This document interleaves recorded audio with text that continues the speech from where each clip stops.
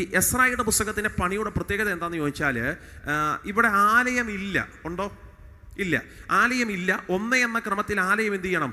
പണിയണം. അടിസ്ഥാന കല്ലിട്ട്, മൂലക്കല്ലിട്ട്, first step ഇറക്കി വെച്ച് ഈ പ്രവർത്തനം ആരംഭിക്കണം. അതാണ് എസ്രായുടെ പുസ്തകത്തിലെ പണി എന്ന് പറയുന്നത്. അതൊരു ചില്ലറ കാര്യമല്ല, ചെറിയ പരിപാടിയല്ല. ഉള്ളതിനകത്ത് പോയി കൈവെക്കാനും സ്വോത്രം പറയാനും എളുപ്പമാണ്. പക്ഷെ ഇല്ലാത്തതിനെ 1 എന്ന ക്രമത്തിൽ പണിയുക ചെറിയ പരിപാടിയല്ല. സ്തോത്രം. ഞാനതൊക്കെ പറയുമ്പോൾ എൻ്റെ കൊച്ചു എക്സ്പീരിയൻസ് ഞാൻ ഓർക്കാറുണ്ട്.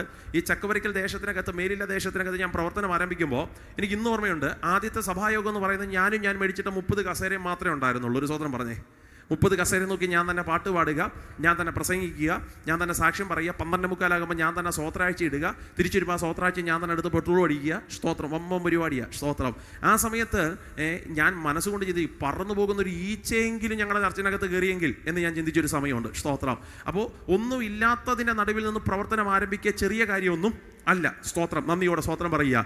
എന്നെ അറിയാവുന്ന കൂട്ടുകാർ എപ്പോഴും എന്നോട് പറയുന്ന കാര്യമുണ്ട്, അഭിമന്യു പാസ്റ്റർ നീ എത്ര നേരം വേണേലും പ്രസംഗിച്ചോ, ഞങ്ങൾ ഇരുന്ന് കേൾക്കും, പക്ഷെ നീ ദയവായിട്ട് പാട്ട് മാത്രം എന്ത് ചെയ്യല്ലേന്നാ, പാടല്ലേന്നാ. അതുപോലെ കൃപയെ എനിക്ക് പാടാൻ. സ്തോത്രം. പക്ഷേ ഇത് പാടാതിരിക്കാൻ പറ്റത്തില്ല. ഞാനും 30 കസേരയുള്ളൂ, വേറെ ആരും പാടാം. അങ്ങനെ തുടങ്ങിയ ഒരു കുഞ്ഞു പ്രവർത്തനം. സ്തോത്രം. അപ്പോൾ ഒരു വിഷയത്തിൻ്റെ അടിസ്ഥാന കല്ലിട്ട് ആരംഭിക്കുക എന്നുള്ളത് ചെറിയ പരിപാടിയല്ല. എസ്രായുടെ പുസ്തകത്തിൻ്റെ വിഷയം മറക്കരുത്.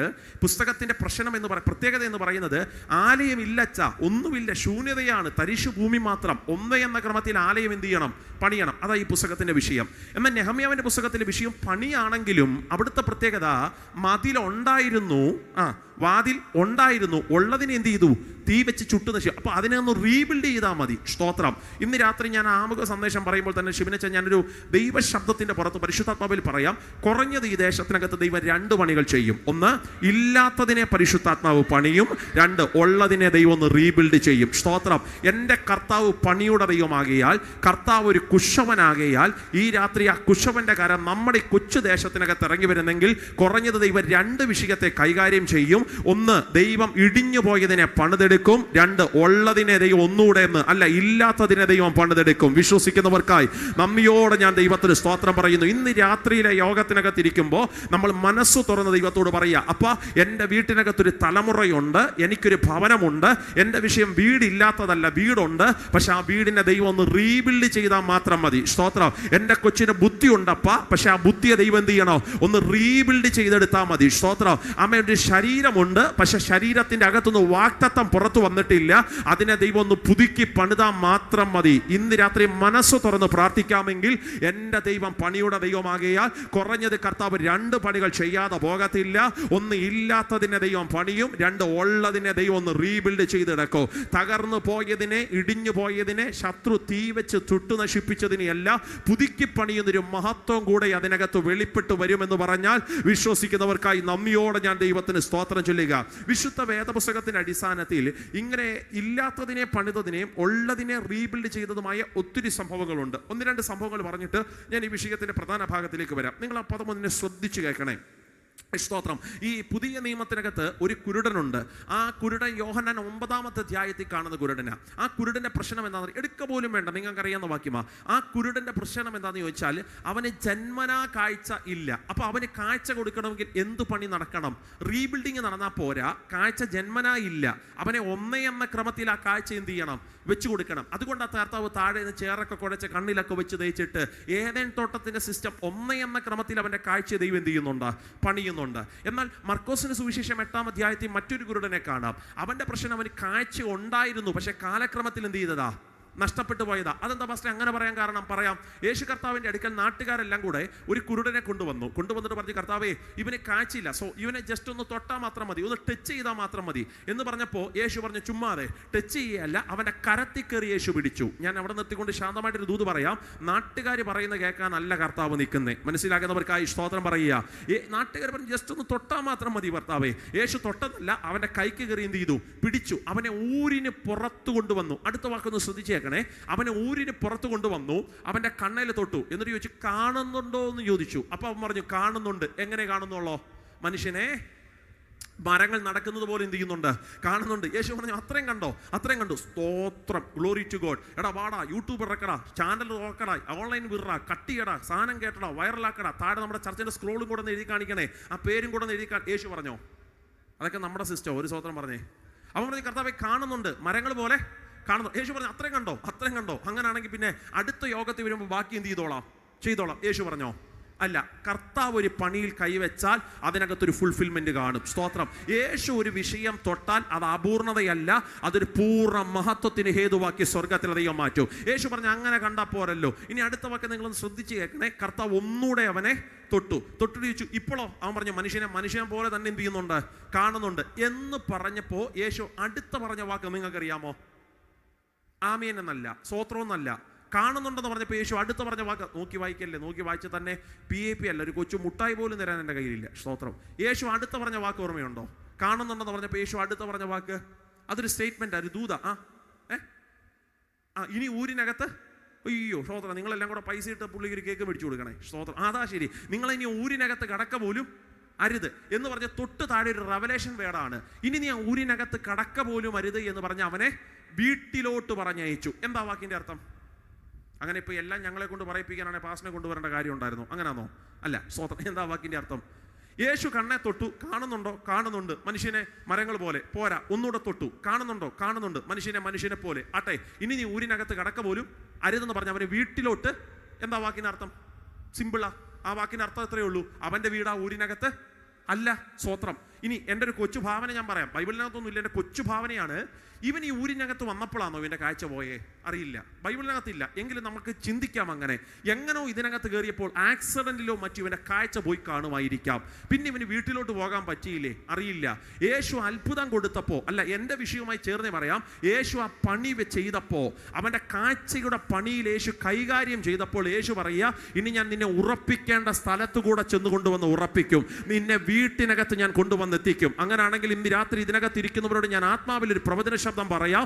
നമ്മുടെ ലൈഫിനകത്ത് ദൈവം ഒരു പണി ചെയ്ത് കഴിഞ്ഞാൽ നമ്മളെ എത്തിക്കേണ്ട സ്ഥലത്ത് സ്വർഗത്തിൽ ദൈവം കൊണ്ടുവന്നെത്തിക്കും. ഒരു പണി നടത്തി ടാറ്റ കാണിച്ചു പോകുന്ന ദൈവത്തെ അല്ല നമ്മൾ ആരാധിക്കുന്നത്. യേശു നമ്മുടെ തലമുറയെ തൊട്ടാൽ, യേശു നമ്മുടെ കുഞ്ഞുങ്ങളെ തൊട്ടാൽ അവരെ എത്തിക്കേണ്ട സ്ഥലത്ത് സ്വർഗത്തിലെ ദൈവം കൊണ്ടുവന്ന് എത്തിക്കുമെന്ന് വിശ്വസിക്കുന്നവർ കരമൊന്ന് ഉയർത്തി ദൈവത്തിന് മഹത്വം കൊടുക്കാമോ? എത്ര പേർ ഇന്ന് രാത്രി വിശ്വസിച്ച് പറയും, ഞാൻ ഇന്ന് രാത്രി യോഗത്തിനകത്തിരിക്കുമ്പോൾ എൻ്റെ കൂടാരത്തിൽ നടക്കേണ്ട ചില പണി വിഷയത്തെ ദൈവം സ്പർശിക്കുന്നതിനായി, ദൈവം തൊടുന്നതിനായി നന്ദിയോടെ ദൈവത്തിന് സ്തോത്രം ചൊല്ലുക. പഴയ നിയമത്തിനകത്ത് പ്രവാചകനോട് ദൈവം പറയുക, ചെല്ല് ഞാൻ പറയുന്ന സ്ഥലത്തിനകത്ത് ചെന്നപ്പോൾ ഒരു കാഴ്ച കാണുക, ഒരു കുശവൻ. സ്തോത്രം. ആർക്കും വേണ്ടാത്ത ചേറിനകത്ത് നിന്നും ആ കുശവൻ മണ്ണ് തപ്പിയെടുത്ത് എന്നിട്ട് തൻ്റെ പണിശാലക്കകത്ത് കൊണ്ടുവച്ച് പണിയുന്ന കാഴ്ച പ്രവാചകൻ കണ്ടപ്പോൾ ആ കാഴ്ചക്കകത്തൊരു മഹത്വം സംഭവിക്കുക. ആ പണിക്കകത്ത് ചിലത് ചിതറിപ്പോയപ്പോൾ, ചിലത് ഉടഞ്ഞു പോയപ്പോൾ, ഒരു കരം കൊണ്ട് ചിതറിപ്പോകാതിരിക്കാതിനെ ചേർത്ത് പിടിച്ചു മറുകരം കൊണ്ട് പണിയുന്ന കുശവന്റെ മഹത്വം ഇന്ന് രാത്രി നമ്മൾ വിശ്വസിച്ചു പറയുക, എനിക്കൊരു കുശവനുണ്ട്. എത്ര പേര് പറയോ? ആ കുശവൻ ഞാൻ ചിതറിപ്പോകാതിരിക്കാൻ ഒരു കരം കൊണ്ട് അവൻ എന്നെ ചേർത്ത് പിടിക്കും, മറുകരം കൊണ്ട് ആ കുശവൻ എന്നെ പണിതെടുക്കും. ആവർത്തിച്ച് ഇന്ന് രാത്രി ഞാൻ പറയാ, നമ്മുടെ തലമുറകൾ നശിച്ചു പോകാൻ ദൈവം സമ്മതിക്കത്തില്ല. ഒരു കുശവന്റെ പണി ഇന്ന് രാത്രി നമ്മുടെ കൂടാരത്തിനകത്ത് ഇറങ്ങി വരാമെങ്കിൽ ആ കുശവൻ ഒരു കരം കൊണ്ട് നമ്മളെ ചോർത്തു പിടിക്കോ, മറുകരം കൊണ്ട് ആ കുശവൻ ഇന്ന് രാത്രി എന്നെ പണിതെടുക്കോ. ഇരിക്കുന്നത് ഈ ഹോളിനകത്താണെങ്കിലും വിട്ടേച്ചു വന്ന വീടുകളെ നോക്കി അകത്ത് അഭിഷേകമുള്ള ദൈവമക്കൾ ആത്മാവിൽ പറ, എന്റെ കുശവന്റെ പണി ഇന്ന് രാത്രി എന്റെ കൂടാരത്തിനകത്ത് നടക്കോ. മനുഷ്യന് ചെയ്യാൻ പറ്റാത്തത്, പ്രഭുക്കന്മാർക്ക് ചെയ്യാൻ പറ്റാത്തത്, അധികാര സംവിധാനങ്ങൾക്ക് ചെയ്യാൻ പറ്റാത്തത്, നിയമവ്യവസ്ഥകൾക്ക് ചെയ്യാൻ പറ്റാത്ത മഹത്വത്തിന്റെ പണി എന്റെ കൂടാരത്തിനകത്ത് സംഭവിക്കുമെന്ന് വിശ്വസിക്കുന്നവർ കരമൊന്ന് ഉയർത്തി ശക്തിയോടെ ദൈവത്തിന് മഹത്വം കൊടുത്തിട്ട് പറ, ആ പണിയിൽ ഇന്ന് രാത്രി നമ്മൾ വിശ്വസിക്കുകയാണ്. എസ്രായിയുടെ പുസ്തകത്തിന്റെ വിഷയം ഒരു പണി സംബന്ധമായ വിഷയമാണ്. ഇതൊരു പണിയാണ്, ഇതൊരു ആലയത്തിന്റെ പണിയാണ്. പക്ഷെ ഈ പുസ്തകം തുടങ്ങുമ്പോൾ ഈ പണി ചെയ്യേണ്ടത് ഇസ്രായേലാണെങ്കിലും ഈ പുസ്തകത്തിന്റെ തുടക്കം ഈ പണി കൈകാര്യം ചെയ്തു തുടങ്ങിയത് ദൈവമാണ്. 1-ാമത്തെ വാക്യം വായിക്കാമോ? വളരെ ഫെമിലിയർ ആയിരിക്കുന്ന വാക്യം. 1-ാമത്തെ വാക്യം, ഈ വിഷയം തുടങ്ങിയത് ദൈവമാണ്. ഇരമ്യാവ് മുഖാന്തരം. വായിച്ചാട്ടെ.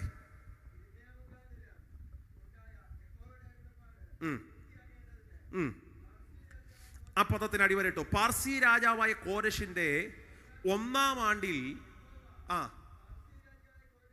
മനസ്സിനെ ഉണർത്തി. അച്ഛാ, ഈ വിഷയം ചെയ്യേണ്ടത് ഇസ്രായേലാ, പക്ഷെ ഇതിന് തുടക്കം കൈകാര്യം ചെയ്യുന്ന ദൈവമാണ്. ദൈവം ചിലതിൻ്റെ മനസ്സുണർത്താൻ തുടങ്ങി. ദൈവം ചിലതിൻ്റെ ഹൃദയത്തോട് ഇടപെടാൻ തുടങ്ങി. ചില വിഷയത്തിനകത്തൊരു ദൈവപ്രവൃത്തി നടക്കണമെങ്കിൽ അതിന് തുടക്കം കർത്താവ് കൈകാര്യം ചെയ്ത് തുടങ്ങണം. ഞാൻ വിശ്വസിക്കുക, ഈ പ്രവർത്തനം ഇവിടെ സ്ഥാപിക്കപ്പെട്ടത് മനുഷ്യൻ്റെ ഇഷ്ടത്താലല്ല, മനുഷ്യൻ്റെ ചിന്തകൾക്കകത്ത് ഉൾത്തിരിഞ്ഞതുമല്ല. ഈ വിഷയത്തിൽ ദൈവം ചില കാര്യങ്ങൾ കൈകാര്യം ചെയ്ത് തുടങ്ങി എന്ന് ഞാൻ വിശ്വസിക്കുകയാണ്. ദൈവം ചിലതിൻ്റെ ഹൃദയം അനുകൂലമാക്കുമെന്ന് വിശ്വസിക്കുന്നവർ നന്ദിയോടെ ദൈവത്തിന് സ്തോത്രം പറഞ്ഞിട്ട് പറ, എൻ്റെ ചില വിഷയത്തിൽ മനുഷ്യനല്ല കൈകാര്യം ചെയ്യേണ്ടത്, എൻ്റെ ചില വിഷയത്തിനകത്ത് മാനുഷിക പദ്ധതികളല്ല തുടങ്ങേണ്ടത്, ആ വിഷയത്തെ ദൈവം കൈകാര്യം ചെയ്ത് തുടങ്ങുന്നതിനായി സ്തോത്രം പറയുക. അപ്പൊ ഈ വിഷയത്തിന്റെ തുടക്കം ദൈവം ഇട്ടു. ദൈവം ചിലതിൻ്റെ മനസ്സുണർത്തി. ദൈവം ചിലതിൻ്റെ മനസ്സുണർത്തിയപ്പോൾ ഇവർ ചെയ്തൊരു കാര്യമുണ്ട്. 3-2 വാക്യം വായിക്കാമോ? ദൈവം ചിലതിൻ്റെ മനസ്സുണർത്തിയപ്പോൾ ഇവർ ചെയ്ത കാര്യം 3-2 വാക്യം. ആ പദം ഒന്ന് ശ്രദ്ധിച്ചു വായിച്ചോ. യോസാദാക്കിന്റെ മകനായ യേശുവയും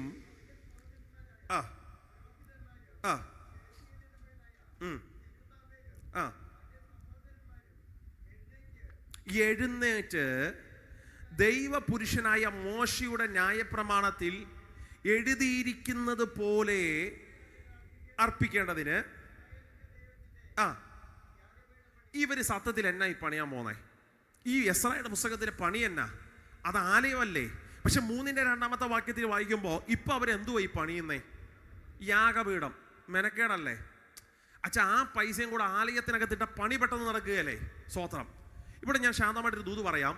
പണിയേണ്ടത് ആലയമാണെങ്കിലും പണിത് തുടങ്ങിയത് യാഗപീഠമാ. സ്തോത്രം. അർത്ഥം, ദൈവം ചിലതിൻ്റെ മനസ്സുണർത്തിയെന്ന് ഇവർക്ക് തോന്നിയപ്പോൾ ഇവർ ആദ്യം ചെയ്ത കാര്യം ആ ദൈവത്തിനൊരു യാഗപീഠം അങ്ങ് പണിതു. സ്തോത്രം. ആലയത്തിൻ്റെ പണിയായി ഇവരുടെ വിഷയം, പക്ഷെ ദൈവത്തിന് ഇവർ ആരാധന നടത്താൻ തുടങ്ങി. ഇന്ന് രാത്രി വിശ്വസിക്കുന്നവരോട് വചനത്തിൻ്റെ അടിസ്ഥാനത്തിൽ ഞാൻ ദൂത് പറയാം. ദൈവം ചില വിഷയത്തിൽ തുടക്കമിട്ടാൽ പിന്നെ ആ ദൈവത്തിൻ്റെ ഒരു ആരാധനയുടെ മഹത്വം നമുക്ക് അർപ്പിക്കണം. ആ വിഷയത്തിൽ ദൈവത്തിന് 10 സ്തോത്രം നമുക്ക് പറയണം. യാഗപീഠവും യാഗത്തിൻ്റെ വസ്തുവും നമ്മുടെ കൂടാരത്തിനകത്ത് ഉയരുമെങ്കിൽ ഈ വിഷയം ദൈവം പൂർണ്ണതകളിലേക്ക് എത്തിക്കും. സ്തോത്രം. ഇത് ആൾബലം കൊണ്ട് പൂർത്തീകരിക്കാൻ പറ്റത്തില്ലല്ലോ. ഇത് പോക്കറ്റിലെ പണം കൊണ്ട് പൂർത്തീകരിക്കാൻ പറ്റത്തില്ലല്ലോ. ഇത് മനുഷ്യന്റെ പദ്ധതി കൊണ്ട് പൂർത്തീകരിക്കാൻ പറ്റത്തില്ലല്ലോ. ഇത് തുടങ്ങിയത് ദൈവമല്ലേ? അപ്പൊ ഇത് പൂർത്തീകരിക്കേണ്ട ദൈവമല്ലേ? അങ്ങനാണെങ്കിൽ തുടങ്ങിയ ദൈവത്തിനൊരു ആരാധന നടത്താതെ ഈ വിഷയം ദൈവം ഇനി കൈകാര്യം ചെയ്യുകയല്ല. മനസ്സിലാക്കുന്നവർക്കായി സ്തോത്രം പറയുന്നു.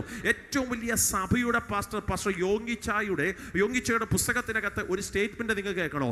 യോങ്കിച്ച പാസ്റ്റർ വലിയ സഭയുടെ പണി തുടങ്ങുന്നതിന് തൊട്ടു മുമ്പ് ആ ദേശത്തിന്റെ മലയുടെ മുകൾ, സ്തോത്രം, കുന്നിന്റെ മുകൾ ടോപ്പ് ഭാഗവുമെല്ലാം പുള്ളി പണം കൊടുത്ത് തുച്ഛമായ പണത്തിന് മേടിച്ചു. നാട്ടുകാർ പറഞ്ഞു മണ്ടം പാസ്റ്റർ, പൊട്ടം പാസ്റ്റർ. അതെന്താ? എടോ മനുഷ്യ, പൈസയും കൂടെ ആലയത്തിനകത്ത് ഇട്ടെങ്കിൽ ആലയം എന്നേ പണി തീർത്തേനെ. പക്ഷേ ഈ മനുഷ്യൻ ചെയ്ത കാര്യം എന്നറിയാമോ? വലിയ മലയുടെ മുകളുകളൊക്കെ പണം കൊടുത്ത് മേടിച്ചിട്ട് അവിടെ ചെറിയ കുടിലുകൾ പണിയാൻ തുടങ്ങി. കൊച്ച് 2 പേർക്കൊക്കെ കഷ്ടിച്ചിരിക്കാവുന്ന ചെറിയ കുടിലുകൾ. എന്നിട്ട് അവിടെ പ്രാർത്ഥനക്കാരെ ആക്കി വെച്ചു, ലീഡേഴ്സിനെ ആക്കി വെച്ചു. ദേശത്തിനകത്ത് വട്ടമിട്ട് പറക്കുന്ന സകല പൈശാചിക മണ്ഡലത്തെയും പ്രാർത്ഥനയ്ക്കകത്ത് ബന്ധിക്കാൻ മലമുകളിൽ പണിത സ്ഥലത്തിനകത്ത് ആ മനുഷ്യൻ ആരാധനയുടെ ശബ്ദം ഉയർത്താൻ തുടങ്ങി. സ്തോത്രം. ദീർഘമാസങ്ങൾ അതിനകത്തിരുന്ന് സ്തോത്രം ചൊല്ലി പ്രാർത്ഥിച്ച് ദേശത്തിന്റെ ആധിപത്യത്തെ വെട്ടിയിട്ട ഏറ്റവും വലിയ സഭയുടെ അടിസ്ഥാനം ആ മനുഷ്യൻ സ്ഥാപിക്കാൻ തുടങ്ങിയത്. ഇന്ന് രാത്രി പരിശുദ്ധാത്മാവിൽ ഞാൻ ഉറപ്പിച്ചു പറയാം, ഈ ദേശത്തിനകത്തൊരു മഹത്വം സ്വർഗം ചെയ്യും. പക്ഷെ ദൈവം ചില അധികാരങ്ങളുടെ ഹൃദയങ്ങൾ ഉണർത്തിയാൽ ആ ദൈവത്തിന് നമുക്കൊരു യാഗപീഠം പണിയണം. സ്തോത്രം. അത് നടത്തി കഴിയുമ്പോൾ ദൈവം ആലയത്തിന്റെ അടിസ്ഥാനം ഇടും. വിശ്വസിക്കുന്നവർ കരമൊന്ന് ഉയർത്തി ദൈവത്തിന് മഹത്വം കൊടുത്താട്ടെ. ഒന്ന്, ഈ വിഷയത്തിൽ ദൈവം കൈകാര്യം ചെയ്തു. ദൈവം ചിലതിന്റെ മനസ്സുണർത്തി. 2, ഇവർ യഹോവയ്ക്ക് ഒരു യാഗപീഠം എന്ത് ചെയ്തു?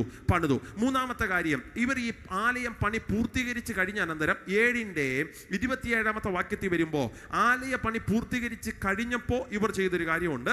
7-ന്റെ വാക്യം. അതൊരു പ്രവചന ശബ്ദമാണ്. നാളുകളിൽ ഈ പ്രവർത്തനത്തെ ദൈവം വിശാലതകളിലേക്ക് എത്തിച്ചാൽ നമ്മൾ ചെയ്യേണ്ട കാര്യം 7-ന്റെ വാക്യം. അലങ്കരിക്കേണ്ടതിന്. ആലയ പണി പൂർത്തീകരിച്ച പിന്നെ നമ്മൾ അടുത്തറിയേണ്ട കാര്യം ആ ആലയം എന്ത് ചെയ്യണം? നമ്മൾ അലങ്കരിക്കണം. സ്തോത്രം. ഇവിടെ ഒരു പ്രവർത്തനം ശക്തമായി പുറത്തു വരുമ്പോൾ നമ്മൾ അടുത്ത് ചെയ്ത കാര്യം ഈ പ്രവർത്തനത്തെ നമുക്ക് എന്ത് ചെയ്യണം? അലങ്കരിക്കണം. സ്തോത്രം. അടുത്തിരിക്കുന്ന ആളെ കരമൊക്കെ പിടിച്ച് സന്തോഷത്തോടെ പറഞ്ഞിട്ട് അലങ്കരിക്കണമെന്ന് പറ. നാളെ മുതൽ നമ്മൾ ആലയം എന്ത് ചെയ്യണം? അത് പറയേണ്ടായിരുന്ന പക്ഷേ നാളെ ആകട്ടെ 10 തോരണവും കൂടെ കൊണ്ടുവന്ന് കെട്ടി, 3-4 ബലൂണും കൂടെ വീർപ്പിച്ച് ഫ്രണ്ടിലൊക്കെ ഒന്ന് കെട്ടി, 3-4 കളർ ബൾബ്. അതാണോ? അതൊക്കെ മാനുഷിക അലങ്കാരം. അതൊന്നുമല്ല ഈ പറയുന്നത്. ഈ പെയിന്റ് പോരാ വാസ, നല്ല പെയിന്റും കൂടെ ഒക്കെ അടിച്ച് ഇച്ചിരിയും കൂടെ ഒക്കെ ഒന്ന്, അതാണോ?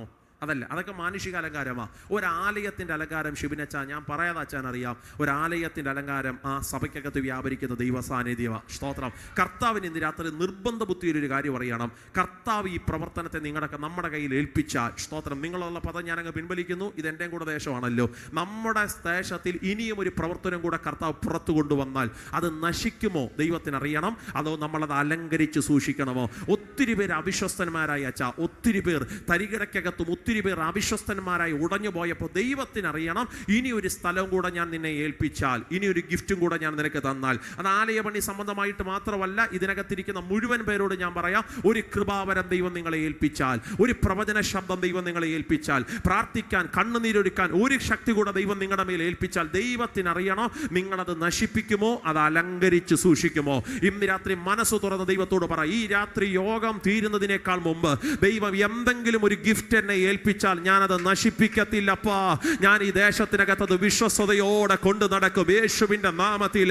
ശിബിനച്ച, ഒത്തിരി പേർ വീട് പോയി കാണുമായിരിക്കാം, ഒത്തിരി പേർ തകർന്നു പോയി കാണുമായിരിക്കാം, ഒത്തിരി പേർ പണത്തിന്റെ പുറകിലും അധികാരങ്ങളുടെ പുറകിലും ഒക്കെ നശിച്ചു പോയി കാണുമായിരിക്കാം. നമുക്കത് വിഷയമല്ല. ഇന്ന് രാത്രി കേട്ട ദൈവ ശബ്ദത്തിന്റെ പുറത്ത് നമ്മൾ ഒരുമിച്ച് പറയുക, ദൈവം എന്നെ ചിലത് ഏൽപ്പിച്ചാൽ, ദൈവം എന്റെ കരത്തിൽ 10 ആത്മാക്കളെ തന്നാൽ, ഈ ദേശത്തിനകത്ത് ഇരിപ്പിടം ദൈവം ഞങ്ങൾക്ക് തന്നാൽ, യേശുവിന്റെ നാമത്തിൽ ഈ ദേശത്തിന്റെ കണ്ണായ സ്ഥലം ദൈവം ഞങ്ങൾക്ക് തന്നാൽ, ഞങ്ങൾ പ്രതീക്ഷിക്കാത്തൊരു ബിൽഡിംഗ് ദൈവോടെ പുറത്തു കൊണ്ടുവന്നാൽ, പരിശുദ്ധാത്മാവ് ഇന്ന് രാത്രി പറയുക, ദൈവം തരൂ.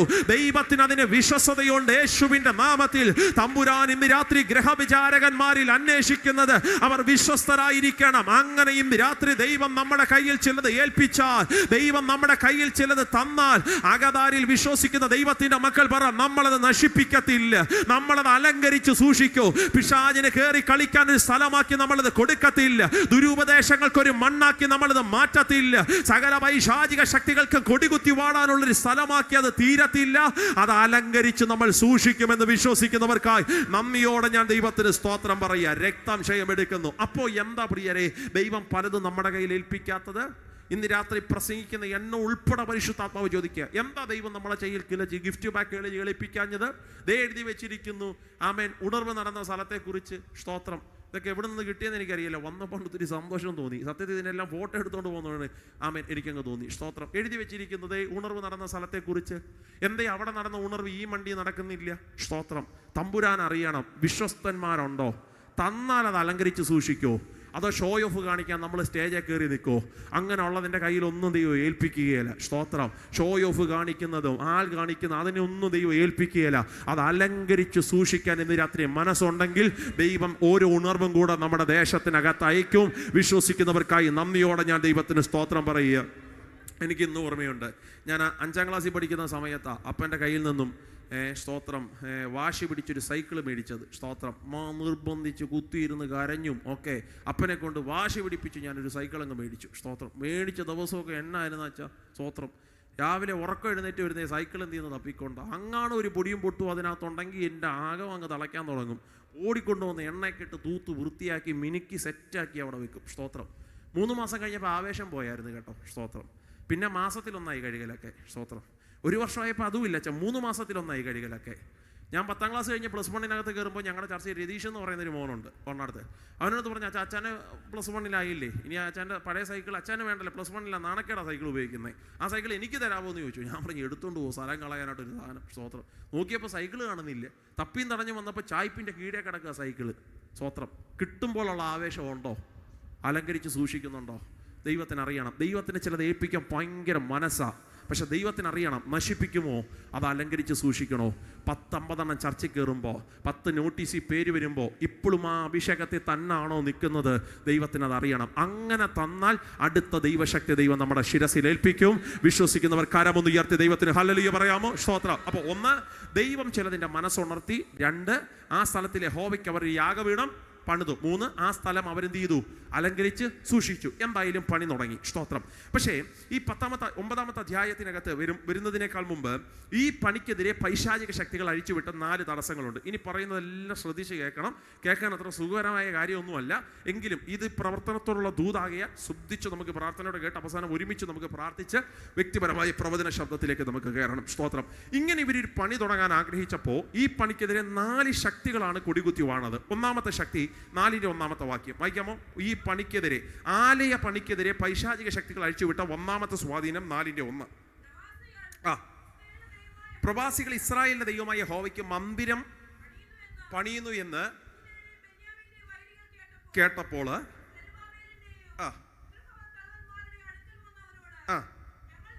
ദൈവദാസനെ ശ്രദ്ധിച്ചേക്കണം, ഞങ്ങൾ നിങ്ങളോട് കൂടെ. ഇതാരാ പറയുന്നേ? വൈരികൾ വന്നിട്ട് അങ്ങനല്ലേ ആ വാക്യം? പ്രവാസികളുടെ ദൈവമായ യഹോവയ്ക്ക് മന്ദിരം പണിയുന്നു എന്ന് ബെന്യാമിന്റെ പ്രാർത്ഥനക്കാരാണോ അവര്? വൈരികൾ എന്ന് പറഞ്ഞാൽ ശത്രുക്കൾ കേട്ടപ്പോൾ അവർ വന്നിട്ട് പറയും ഞങ്ങളും കൂടെ. ഇത് കേട്ടാൽ നമ്മൾ ചിന്തിക്കുന്നത് എന്നാ? സത്യസന്ധമായിട്ട് പറ, നമ്മൾ ഇത് കേട്ടാൽ എന്നാ ചിന്തിക്കുന്നത്? ഈ ദേശത്തിലെ ലൈവാണോ ദൈവദാസനെ?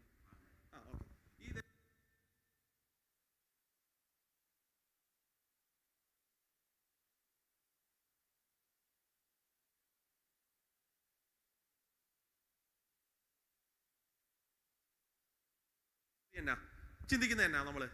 അയ്യോ എന്തോ നല്ല നാട്ടുകാരല്ലേ, ഞങ്ങളൊരു കൊച്ചു പ്രവർത്തനം നോക്കിയപ്പോൾ അവർ വന്ന് ചോദിച്ചു ഞങ്ങളും കൂടെ സഹായിക്കാം, ഞങ്ങൾ ഫണ്ടൊക്കെ ഇറക്കാം. അല്ല, അബദ്ധമാ. ഇത് വിവേചനാത്മാവിൽ ഇന്ന് രാത്രി ചിന്തിച്ചോണം. അവർ തൊട്ടാൽ ഈ പണി നശിക്കുകയുള്ളൂ. ഇത് അലങ്കരിക്കത്തില്ല, ഇത് അലങ്കോലാകുള്ളൂ. പുറത്തുള്ളവൻ കൈവച്ചാൽ ഇത് പൂർത്തീകരിക്കത്തില്ല. ഈ നിയോഗം തന്നത് പ്രാർത്ഥനക്കാർക്കാണെങ്കിൽ ഇത് നമ്മളിലൂടെ ദൈവം പൂർത്തീകരിക്കും. പുറത്തുനിന്ന് ഒരു ഫണ്ടും തുറക്കണ്ട, പുറത്തുനിന്ന് ഒരു സോഴ്സും തുറക്കണ്ട.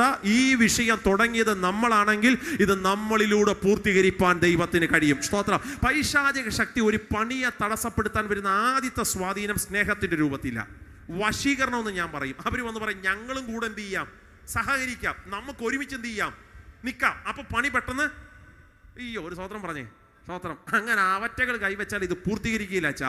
അവരുടെ ദർശനം വേറെയാ, നമ്മുടെ ദർശനം വേറെയാ. ഇത് രണ്ട് സിസ്റ്റത്തിൽ പോകുന്നതാ. ആകയാൽ ഈ രാത്രിയിൽ നിയോഗം ആർക്കാണോ അവൻ ഇന്ന് രാത്രി പണിയാൻ എഴുന്നേറ്റ് വരണം. പുറത്തുള്ള ഒരുവനും കൈവെക്കണ്ട.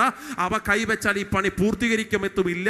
ഇത് ദർശനമുള്ള ഒരു പറ്റം ദൈവമക്കൾ ഒരുമിച്ച് നിന്നാൽ മാത്രം പൂർത്തീകരിക്കപ്പെടുന്ന ദൈവത്തിന്റെ മഹത്വത്തിന്റെ പണിയാകയാൽ ഞാൻ ദൈവത്തിന് സ്തോത്രം പറയുകയാണ്. സ്തോത്രം. ഇത് പൈശാചിക ശക്തിയുള്ള ഏറ്റവും വലിയ സ്വാധീനമാണ്, വശീകരണത്തിന്റെ. ഒന്നും വേണ്ട. ഏതൻ തോട്ടത്തിന്റെ സിസ്റ്റം എന്നാ? ഏതൻ തോട്ടത്തിന്റെ സിസ്റ്റം വന്നിട്ട് ചോദിച്ചു, കർത്താവ് വല്ലു പറഞ്ഞായിരുന്നു. അപ്പോൾ ഇതൊക്കെ എൻ്റെ ഭാഷയാണേ. അപ്പോ പറഞ്ഞു ഓടി നടന്നെല്ലാം തിന്നാച്ച, പക്ഷെ മറ്റേത് മാത്രം തിന്നരുത്. സാത്താൻ പറഞ്ഞു മര്യാദയ്ക്ക് തിന്നോണം എന്നാണോ?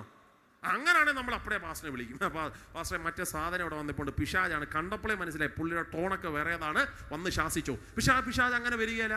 അവൻ വന്ന് സ്നേഹത്തിന്റെ ഭാഷ, വശീകരണം. കർത്താവ് വല്ലതും പറഞ്ഞായിരുന്നു, വന്നു അതെല്ലാം തിന്നു, മറ്റേത് മാത്രം. അപ്പോൾ പറയാം അയ്യോ എൻ്റെ പൊന്നാൻറ്റി അങ്ങനൊന്നുമില്ല, കർത്താവല്ലേ പറഞ്ഞു വന്ന ഫ്ലോയിൽ എന്ത് ചെയ്യുന്നതേ ഉള്ളൂ, പറഞ്ഞതേ ഉള്ളൂ. പിന്നെ തിന്നുന്നതുകൊണ്ട് പ്രത്യേകിച്ച് പ്രശ്നമൊന്നും. തിന്ന ദൈവത്തെ പോലെ ഭയങ്കര ഹെൽപ്പിംഗ് മെന്റാലിറ്റിയാണ് പുള്ളിക്ക്. സ്തോത്രം. തിന്ന ദൈവത്തെ പോലെ. അപ്പം നമ്മൾ ചിന്തിക്കാൻ സഹായിക്കാൻ വന്ന, സ്തോത്രം, സഹായിക്കാൻ വന്നതാ പുള്ളി. ദൈവത്തെ പോലെ. പിന്നെ കഴിക്കുമ്പോൾ ഇച്ചിരി അച്ചായനും കൂടെ എന്ത് ചെയ്യണേ? ഭയങ്കര സഹായ മനോഭാവം പുള്ളിയുടെ. സ്തോത്രം. വിവേചിച്ചോണം. വിവേചനത്തിന്റെ ആത്മാവിൽ അത് തിരിച്ചറിയാത്തവർ ഈ പണിയിൽ പൊളിയും. സ്തോത്രം. ആകയാൽ പിശാചിന്റെ ഒന്നാമത്തെ അവർ വന്നിട്ട് പറയും ഞങ്ങളും കൂടെ പണിയട്ടെ. അവർ പറഞ്ഞു വേണ്ടച്ചാ, ഇത് ഞങ്ങളെ കൊണ്ട് ദൈവം പണിയിപ്പിച്ചോളും. ഒരു സ്തോത്രം പറഞ്ഞേ. അപ്പൊ അവറ്റകൾ തിരിച്ചുപോയിട്ട് രണ്ടാമത്തെ തടസ്സവുമായിട്ട് വന്നു. 4-ാമത്തെ വാക്യം. ആകയാൽ ദേശനിവാസി ആദ്യം വന്ന് സ്നേഹത്തിന്റെ ഭാഷയെ പറഞ്ഞപ്പോൾ അതിനെ അവർ വെട്ടിയെന്ന് കണ്ടപ്പോൾ രണ്ടാമത് അവർ എങ്ങനെ വന്നതെന്ന് അറിയാമോ? പണി തടസ്സപ്പെടുത്താൻ ധൈര്യക്ഷയം. ആ വാക്കിന് അതിനകത്ത് തന്നെ ഉണ്ടല്ലോ. അതിനകത്ത് ഒരു എക്സ്പ്ലനേഷനോ ആവശ്യമില്ല. ധൈര്യക്ഷയം എന്ന് പറയുന്ന വാക്കിന്റെ അർത്ഥം ആ ധൈര്യത്തെ നശിപ്പിക്കുക. സ്തോത്രം. ധൈര്യക്ഷയം. നിങ്ങൾ പണിതാൽ ഇത് പൂർത്തീകരിക്കത്തില്ല അച്ഛൻ, നിങ്ങളെ കൊണ്ട് എന്നാ ചെയ്യിപ്പിക്കാനാ? എൻ്റെ പൊന്നു സഹോദരങ്ങളെ, നമ്മുടെ ഒരു ദൈവദാസനുണ്ട് ലോഗോസിൻ്റെ. ഞങ്ങളുടെ പ്രവർത്തനം ആരംഭിക്കുമ്പോൾ ട്രിവാൻഡ്രത്തുള്ള നമ്മുടെ ദൈവദാസനുണ്ട് ലോഗോസിലെ. അദ്ദേഹത്തിൻ്റെ പേര് പാസ്റ്റർ റോബിൻ പാസ്റ്റർ. അവിടെ പോയി പ്രവർത്തനം തുടങ്ങുന്ന സമയത്ത് പുള്ളി എല്ലാവരും വിളിച്ച കൊച്ചു പാസ്റ്ററെ എന്നാ. സ്തോത്രം. കാരണം പുള്ളി ആൾ അത്രയുള്ള അച്ഛാ. ഒരു സ്തോത്രം പറഞ്ഞേ. സ്തോത്രം. എല്ലാ നാട്ടുകാരും ചോദിച്ചു, ട്രിവാൻഡ്രം പട്ടണത്തിൽ കൂടുപോള സഭയുള്ള സ്ഥലത്ത് നിങ്ങൾ വന്നിട്ട് എന്നാ കാണിക്കാനാ അവിടെ പറയും. സ്തോത്രം. നിങ്ങൾ പണിതാൽ ഇതെന്ത് ചെയ്യത്തില്ല, ഭയങ്കര തടസ്സമാണ്. സ്തോത്രം. ഇനി അങ്ങാണും പണിതാലും ഒരു കുറുക്കം കയറിയ എല്ലാം പൊളിഞ്ഞു പോകും. സ്തോത്രം. ഉണ്ടോ? രണ്ടാമത്തെ സ്വാധീനമാണ്, നിന്നെ കൊണ്ട് ഇത് പറ്റത്തില്ല, നീ ഇത് ചെയ്താൽ എങ്ങും എത്തത്തില്ല, നിന്നെ കൊണ്ട് ഇത് പൂർത്തീകരിക്കാൻ പറ്റത്തില്ല, നിനക്കതിനുള്ള ത്രാണിയില്ല. ധൈര്യക്ഷയം. ഈ ലോകം ധൈര്യത്തിന്റെ ലോകമല്ല. വിശ്വസിച്ചാലും ഇല്ലേലും ഞാൻ പറയാം, ഈ ലോകം ധൈര്യക്ഷയത്തിന്റെ ലോകമാണ്. സ്തോത്രം. ഈ ലോകം ധൈര്യത്തിന്റെ ലോകമല്ല, ഇത് ധൈര്യക്ഷയത്തിൻ്റെ ലോകമാണ്. സ്തോത്രം. നമ്മുടെ ചർച്ചിനകത്തുള്ളൊരു സഹോദരി, ഞങ്ങളുടെ ചർച്ചിലല്ല, നമ്മുടെ സഭയിലുള്ളൊരു സഹോദരി ആൻറ്റി എഴുന്നേറ്റ് സാക്ഷ്യം പറയുകയാണേ. ആൻറ്റി സാക്ഷ്യം പറഞ്ഞപ്പോൾ പറഞ്ഞു, അതെ, സഭയുടെ പ്രാർത്ഥനയ്ക്ക് മറുപടിയായി കർത്താവ് അനുവദിച്ചാൽ അടുത്ത മാസം 16-ാം തീയതി എൻ്റെ കൊച്ചു കാനഡയ്ക്ക് കയറി പോവാണ്. പ്രാർത്ഥിച്ചിട്ട് ആൻറ്റി സന്തോഷത്തോടെ ഇരുന്നപ്പോൾ തൊട്ടപ്പുറത്തിരിക്കുന്ന ആൻറ്റി ഇങ്ങനെ ഞോണ്ടിയിട്ട് ചോദിച്ചു, ആര് കാനഡയ്ക്ക് പോകുന്ന കാര്യമോ പറഞ്ഞേ? ആൻറ്റി ചോദിച്ചു, അതെന്നാ പറച്ചില്ല? സ്തോത്രം. എനിക്ക് 2 പിള്ളേരല്ലേ ഉള്ളൂ, മൂത്തവൻ പോകുന്ന കാര്യമാണ് പറഞ്ഞത്. അപ്പോൾ ഈ അപ്പുറം ഞോണ്ടി ആൻറ്റി പറയുന്നത്, ഏതാ മറ്റേ ചെറുക്കൻ? അവനോ എൻ്റെ തമ്പുരാനെ, മഴ പെയ്താൽ മൂക്കിപ്പനി വരുന്ന അവൻ ഈ കാനഡ മഞ്ഞ് പെയ്യുന്ന നാട്ടിൽ പോയിട്ട് രക്ഷപ്പെടുന്ന ആൻറ്റിക്ക് തോന്നുന്നുണ്ടോ? ധൈര്യമാണോ ധൈര്യക്ഷയമാണോ? നിങ്ങൾ കേട്ടിട്ടുണ്ടോ? സ്തോത്രം. നമ്മുടെ അച്ഛൻ ഇവിടെ കണ്ട് ഒരു മുഴ വന്നിട്ടുണ്ട്. സ്തോത്രം. ഇവിടെ ഭാഗത്തുള്ളതാണ് ഒരു കൊച്ചു മുഴ വന്നു ഈ കഴുത്തിൻ്റെ സൈഡിൽ. പുള്ളി അതിങ്ങനെ സർജറി ചെയ്തിട്ട് വീട്ടിൽ വന്ന് കിടന്നപ്പോൾ നമ്മുടെ ചർച്ചിലുള്ള മറ്റൊരു അച്ഛൻ ചിന്തിച്ചു, പുള്ളി എന്തായാലും കിടക്കല്ലേ, ഒന്ന് പോയി എന്ത് ചെയ്യാം, ആശ്വസിപ്പിക്കാം. കൊട്ടാരക്കരന്ന് 1 കിലോ ആപ്പിൾ ഇച്ചിരി മുന്തിരിയാട്ടൊക്കെ പോയി ഒന്ന് ആശ്വസിപ്പിക്കാൻ വേണ്ടി പോയതാ. സ്തോത്രം. ചെന്നിങ്ങനെ സംസാരിച്ചു വന്ന കൂട്ടത്തിൽ ചോദിച്ചു, സത്യത്തിൽ എന്നായിരുന്നു അച്ഛാ പ്രശ്നം? അച്ഛൻ പറഞ്ഞു, വേറെ ഒന്നുമില്ല, അവിടെ ഒരു കൊച്ചു മുഴ വന്നു, അന്ന് കീറിയെന്നേ ഉള്ളൂ. എവിടെ അച്ഛാ മുഴ കീറിയത്? ഇവിടെ അന്ന് അച്ചായൻ ചോദിച്ചു, സ്തോത്രം, എൻ്റെ പൊന്നച്ഛ, അച്ചായനല്ലാതെ വിജയാസ് ഹോസ്പിറ്റലിൽ പോയി ആരെങ്കിലും മുഴ കീറൂ? സ്തോത്രം. അപ്പൊ അച്ഛൻ ചോദിച്ചു, അതെന്നാ പ്രശ്നം? എൻ്റെ അമ്മാച്ചനും ഇത് കണക്ക് സെയിം ഒരു മുഴ വന്നത്, പുള്ളിയും കീറിയത് എവിടെ? വിജയാസില. സ്തോത്രം. അപ്പൊ ഈ കിടക്കുന്ന അച്ഛൻ ചോദിച്ചു, പുള്ളി ഉണ്ട്. സ്തോത്രം. മെനഞ്ഞാന്നായിരുന്നു പുള്ളിയുടെ അടക്ക ശുശ്രൂഷയെന്ന്. സ്തോത്രം. ധൈര്യമാണോ ധൈര്യക്ഷയമാണോ? ഈ ലോകം ധൈര്യക്ഷയത്തിന്റെ ലോകം. ഇനി ഞാൻ ഇറങ്ങിയൊരു പദം പറയാം. യേശു പറഞ്ഞൊരു സ്റ്റേറ്റ്മെന്റ് നിങ്ങൾക്ക് ഓർമ്മയുണ്ടോ? നിങ്ങൾക്ക് ലോകത്തിൽ കഷ്ടമുണ്ട്, വിശ്വസിക്കും, ജയിച്ചിരിക്കുന്നു. കരമൊന്നുയർത്തി ഹല്ലേലൂയ പറഞ്ഞേ. സ്തോത്രം. അപ്പൊ ഈ ലോകം ധൈര്യക്ഷയത്തിന് പൈശാചിക ശക്തികൾ വരുത്തിയ 2ാമത്തെ തടസ്സമാണ് അവർക്ക് ധൈര്യക്ഷയം വരുത്തി എന്നുള്ളത്. 3ാമത്തെ തടസ്സം ശ്രദ്ധിച്ച വാക്യം 5, 5ാമത്തെ വാക്യം. ഈ പണിക്കെതിരെ പിശാച് അഴിച്ചുവിട്ട 3ാമത്തെ തടസ്സം വാക്യം 5, പ്രധാനപ്പെട്ട വാക്യം. അവരുടെ ഉദ്ദേശം നിഷ്ഫലമായി പോകേണ്ടതിന് അവർ പാർസി രാജാവായ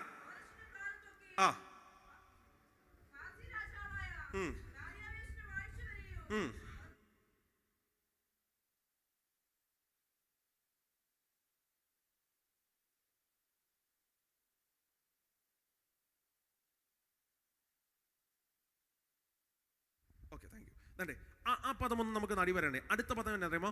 അവരെ കാര്യസ്ഥന്മാരെ കൈക്കൂലി കൊടുത്ത് വശത്താക്കി. സ്തോത്രം. ഇതിനകത്ത് ശുശ്രൂഷിക്കുന്ന നല്ലൊരു ശതമാനം അഭിഷക്തന്മാരുണ്ട്. പിശാചിന്റെ 3ാമത്തെ സ്വാധീനം കേൾക്കണേ. ഒരു പണിയുടെ നേതൃസ്ഥാനത്തിൽ നിൽക്കുന്നവരാണ് കാര്യസ്ഥന്മാരെന്ന് പറയുന്നത്. അവരെ വശീകരിക്കുന്ന സ്വാധീനമാ അവന്റെ 3ാമത്തെ തടസ്സം. സ്തോത്രം. ഈ പ്രവർത്തനം ഇവിടെ ചീറ്റിപ്പോകണമെങ്കിൽ പിശാച് ചെയ്യുന്ന ഒറ്റ കാര്യം, ഇവിടെ പ്രാർത്ഥനയ്ക്ക് വരുന്ന നിങ്ങളെല്ലാവരും കൂടെ തൊടുന്നതൊന്നുമല്ല, ഷിബിനച്ചാൻ എങ്ങനെയെങ്കിലും എന്ത് ചെയ്യണം? ഉടച്ചു കളയണം. ആ മനുഷ്യൻ എങ്ങനെയെങ്കിലും തകർക്കണം. ആ മനുഷ്യൻ ഉടഞ്ഞാൽ ഉറപ്പാണ് ഈ പ്രവർത്തനം ഇവിടെ നടക്കുകയില്ല. കണ്ടോ, നിങ്ങൾ പ്രവർത്തിക്കുന്ന ഓരോ മണ്ണുകളെ നോക്കിയും പരിശുദ്ധാത്മാവ് പറയുകയാണ്, ഇതിനകത്ത് ഇരിക്കുന്നവരെല്ലാം ശുശ്രൂഷയുള്ള അഭിഷക്തന്മാരാ. ഒരു മണ്ണിനകത്ത് നിങ്ങൾ ആ മണ്ണിന്റെ ലീഡറായിട്ട് നിൽക്കുമ്പോൾ പിശാചിന്റെ 3ാമത്തെ പദ്ധതി അവിടെ ഒരു പണി നടക്കാതിരിക്കാൻ നമ്മളെ ഉടച്ചു കളയുന്നതാ. സ്തോത്രം. നമ്മൾ ഉടഞ്ഞാൽ, അച്ഛാ ഇതൊരു ബിബ്ലിക്കൽ ടോണാണ്, ഇടയനെ വെട്ടിയാൽ ആടുകൾ എന്ത് ചെയ്യും? ചിതറിപ്പോകും. ഇത് പിശാചിന്റെ 3ാമത്തെ പദ്ധതി. അവൻ സ്നേഹത്തിന്റെ ഭാഷയിൽ വന്നു, നടക്കുന്നില്ലെന്ന് കണ്ടപ്പോൾ അവൻ ധൈര്യക്ഷയവുമായിട്ട് വന്നു. അതിനെ വെട്ടിയെന്ന് കണ്ടപ്പോൾ അതിന്റെ ലീഡേഴ്സിനെ, കാര്യസ്ഥന്മാരെ, അഭിഷക്തന്മാരെ കൈക്കൂലി കൊടുത്ത് അവൻ അവന്റെ വശത്താക്കാൻ ശ്രമിക്കുന്ന അവന്റെ 3ാമത്തെ സ്വാധീനം. കേരളക്കരയിൽ പ്രയോജനപ്പെട്ട ഒരുപാട് അഭിഷക്തന്മാരെ അവൻ അവന്റെ വശത്താക്കി കളഞ്ഞിട്ടുണ്ട്. സ്തോത്രം. പുറത്തുനിന്ന് പറയുമ്പോൾ നമുക്ക് വേണമെങ്കിൽ ട്രോൾ ഉണ്ടാക്കാം, വിമർശിക്കാം. അദ്ദേഹത്തിന്റെ കയ്യിലിരിപ്പ, പുള്ളി ഇച്ചിരി തരികട ആയതുകൊണ്ട് അതൊക്കെ നമുക്ക് പുറത്തുനിന്ന് പറയാം. പക്ഷെ ഇന്ന് രാത്രി നമ്മൾ ചെയ്യണം. അവരെ തകർത്ത് കളഞ്ഞ വാൾ നാളെ നമുക്കെതിരെ വീശാൻ സാധ്യത ഉണ്ട്. സ്തോത്രം. അവര് വീണു പോകുമ്പോൾ വീണു പോയെന്നല്ല നമ്മൾ പറയേണ്ടത്, ആ വീഴ്ത്തിയ വാളിനെതിരെ നമുക്കൊന്ന് മുട്ടുകുത്തി സ്തോത്രം ചൊല്ലി പ്രാർത്ഥിക്കണം. ഇനി ആ വാൾ ഉയരാതെ വണ്ണം, ഒരഭിഷക്തന്മാർക്കും നേരെ ആ വാള് ചലിക്കാതെ വണ്ണം അതിനെ ഇന്ന് രാത്രി ഒന്ന് വെട്ടാ ഒരഭിഷേകം ദൈവം നമ്മുടെ ശിരസിനകത്ത് ഏൽപ്പിക്കണം. കരമൊന്ന് ഉയർത്തി ഹല്ലേലൂയ പറയാമോ? ഓരോ വിഷയത്തിനകത്ത് നിൽക്കുമ്പോഴും അച്ഛാ ഒരു സഭയെ മുടിച്ചു കളയാൻ ഇന്ന് രാത്രി ഞാൻ ഒരു സംഭവം നിങ്ങളോട് പറയാം. അപ്പോൾ കുറേ നമുക്ക് മനസ്സിലായി, സംഭവമല്ല, എൻ്റെ മനസ്സിൽ സ്പർശിച്ചൊരു പദമാണ്. ഞാൻ ഇന്ന് രാത്രിയിൽ ഈ വേദിക്കകത്ത്, അത് എല്ലാ വേദിയിലും ഞാൻ പറയും, ഓരോ വേദിക്കകത്ത് ഞാൻ നിൽക്കുന്നത് എൻ്റെ പ്രാർത്ഥന കൂടുതൽ ഉള്ളതാണ്. ഞാൻ അത്ര വലിയ പ്രാർത്ഥനക്കാരനൊന്നുമല്ല അച്ഛാ. എനിക്കൊരു നിശ്ചിത സമയം എപ്പോഴും പ്രാർത്ഥിക്കാനുണ്ട്. ആ സമയത്ത് ഞാൻ പ്രാർത്ഥിക്കാൻ ഇരിക്കുകയും ചെയ്യും. പക്ഷേ എല്ലാ വേദികൾക്കകത്തും കർത്താവിൻ്റെ കൃപയാൽ ദൈവം എന്നെ നിർത്തിയിരിക്കുന്ന പ്രസംഗം കൂടുതലൊന്നുമല്ല. എന്നേക്കാൾ പ്രസംഗിക്കുന്നവർ കേരളക്കരയിലുണ്ട്, എന്നേക്കാൾ വാക്ചാതുര്യമുള്ളവർ കേരളക്കരയിലുണ്ട്. എന്നിട്ടും കർത്താവ് എവിടെങ്കിലുമൊക്കെ നിർത്തുന്നതിന് പിന്നിൽ ഉറപ്പിച്ച് ഞാൻ എല്ലാ വേദിയിലും പറയുന്നൊരു കാര്യമുണ്ട്, എൻ്റെ വീട്ടിൽ എനിക്ക് വേണ്ടി കുത്തിയിരുന്ന് കരയുന്ന ഒരമ്മയുണ്ട്. സ്തോത്രം. ഇന്ന് രാത്രി ഞാൻ യോഗത്തിനകത്ത് നിൽക്കുമ്പോഴും താൻ മുട്ടുകുത്തിയിട്ടുണ്ട്. ഈ യോഗം കഴിയുന്നവരെ ഒരുപക്ഷെ താൻ പ്രാർത്ഥിക്കുന്നുണ്ടായിരിക്കാം, ഉറപ്പാണ്. സ്തോത്രം. അപ്പോൾ എന്നെ ഉടയ്ക്കണമെങ്കിൽ പിശാചിൻ്റെ പദ്ധതി എന്നായിരിക്കും? എന്നെ ഉടയ്ക്കുന്നതല്ല, എനിക്ക് ആക്സിഡൻറ്റ് വരുത്തുന്നതല്ല. പിന്നെ ഞാൻ തകരണമെങ്കിൽ പിശാച് ആരെയായിരിക്കും തൊടുന്നേ? എൻ്റെ മാതാവിനെ, എൻ്റെ വീട്ടിൽ ലീഡറായി നിൽക്കുന്ന, പ്രാർത്ഥനക്കാരായി നിൽക്കുന്ന അവരെ പിശാച് തൊടും. സ്തോത്രം. അവ ഉടഞ്ഞാൽ ഞാൻ ഉടയൂന്ന് അവനറിയാം. സ്തോത്രം. അഭിഷക്തന്മാരെ, നിങ്ങൾ ഉടഞ്ഞാലേ നിങ്ങളുടെ സഭ പൊളിയത്തുള്ളൂ. ഇത് പിശാചിനറിയാം. അതുകൊണ്ട് അവൻ ഏറ്റവും കൂടുതൽ സ്വാധീനം ചുമത്തുന്ന ലീഡേഴ്സിനെതിരെയാ, അഭിഷക്തന്മാരെയാ. ഞാൻ പറയാം, സോഷ്യൽ മീഡിയയിൽ ഏതെങ്കിലും ഒരു പാസ്റ്റർ വീണു എന്ന് കേൾക്കുമ്പോൾ ദയവായിട്ട് കമൻ്റ് ഇടാൻ നിൽക്കല്ലേ. സ്തോത്രം. അത് നമ്മളോട്ട് ഒരു ബന്ധവും ഇല്ല അച്ഛാ. പക്ഷെ അത് കാണുമ്പോൾ ആദ്യം മുട്ടുകുത്തി സ്തോത്രം ചൊല്ലിയിട്ട് പറയണം, ആ മനുഷ്യനെ വീഴ്ത്തിയ വാൾ നാളെ നമുക്കെതിരെ ഉയരാതെ വണ്ണം അതിനെ ഒന്ന് ആത്മാവിൽ നമുക്ക് ബന്ധിക്കാൻ ഒരു അഭിഷേകം കരമൊന്ന് അടിച്ച് ദൈവത്തിന് മഹത്വം കൊടുക്കാൻ കഴിയുന്നവരുണ്ടെങ്കിൽ ഇതൊരു ഉപവാസ പ്രാർത്ഥനയാണല്ലോ. പ്രാർത്ഥന ഒരു യുദ്ധമാകുകയാൽ വിശ്വസിച്ച് ഇന്ന് രാത്രി നമ്മൾ ഒരുമിച്ച് സ്തോത്രം ചൊല്ലി പ്രാർത്ഥിക്കുക.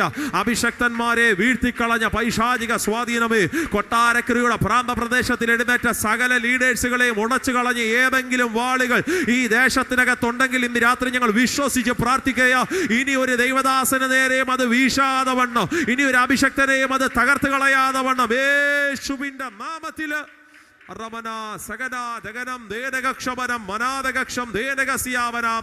ഇന്ന് രാത്രി ഇതിനകത്തിരിക്കുന്ന ഓരോ ദൈവമക്കളെ നോക്കി പരിശുദ്ധാത്മ പറയുന്നു, നമുക്കൊരു വലിയ ഉത്തരവാദിത്തമുണ്ട്. ഇന്നലകളിൽ ചിലതിൻ്റെ മേൽ ഓങ്ങിയ വാളുകൾ നാളെ നമ്മുടെ തലമുറയ്ക്ക് നേരെ വീശാൻ സാധ്യതയുള്ളത് കൊണ്ട് ആ മേഖലകളെ ഇന്ന് രാത്രി ഒന്ന് വെട്ടി പ്രാർത്ഥിക്കാൻ ഒരു അധികാരത്തിന്റെ അഭിഷേകം. അവൻ കൊടികുത്തി വാഴുന്ന പൈശാചിക ശക്തികളെ നോക്കി പറ, ഇല്ല പിശാചേ, ഞങ്ങളുടെ കൂട്ടത്തിലുള്ള ഒരു ലീഡേഴ്സിനെയും ഒരു കാര്യസ്ഥന്മാരെയും നിനക്ക് തകർക്കാൻ കഴിയാതെ വണ്ണം ദൈവത്തിന്റെ മഹത്വത്തിന്റെ ശക്തി ഇന്ന് രാത്രി ഒരു പ്രാർത്ഥനയുടെ അഭിഷേകം പോലെ ഞങ്ങളുടെ ശിരസിനകത്ത് ദൈവം ഏൽപ്പിക്കുമെന്ന് വിശ്വസിക്കുന്നവർക്ക് യേശുവിന്റെ നാമത്തിൽ പദം വിടാൻ ഇന്ന് രാത്രി എനിക്ക് തോന്നുന്നില്ല. അവൻ ശോഭിച്ചുകൊണ്ടിരുന്ന, വെളിപ്പാട് പറഞ്ഞുകൊണ്ടിരുന്ന, ശക്തമായി പ്രയോജനപ്പെട്ടുകൊണ്ടിരുന്ന പെന്തക്കോസിന്റെ അഭിഷക്തന്മാരെ ഉടച്ചു കളഞ്ഞ പൈശാചിക സ്വാധീനമേ, ഇന്ന് രാത്രി ഞങ്ങളുടെ പണിക്കെതിരെ നീ ചലിപ്പിക്കുന്ന ആ സ്വാധീനത്തെ ജയിക്കാൻ ഒരു ദൈവകൃപയുടെ രക്തത്തിന്റെ ശക്തി ഇന്ന് രാത്രി വ്യാപരിക്കുമവിനാ, രക്തത്തിന്റെ ശക്തി ഇന്ന് രാത്രി വ്യാപരിക്കുമവിനാ.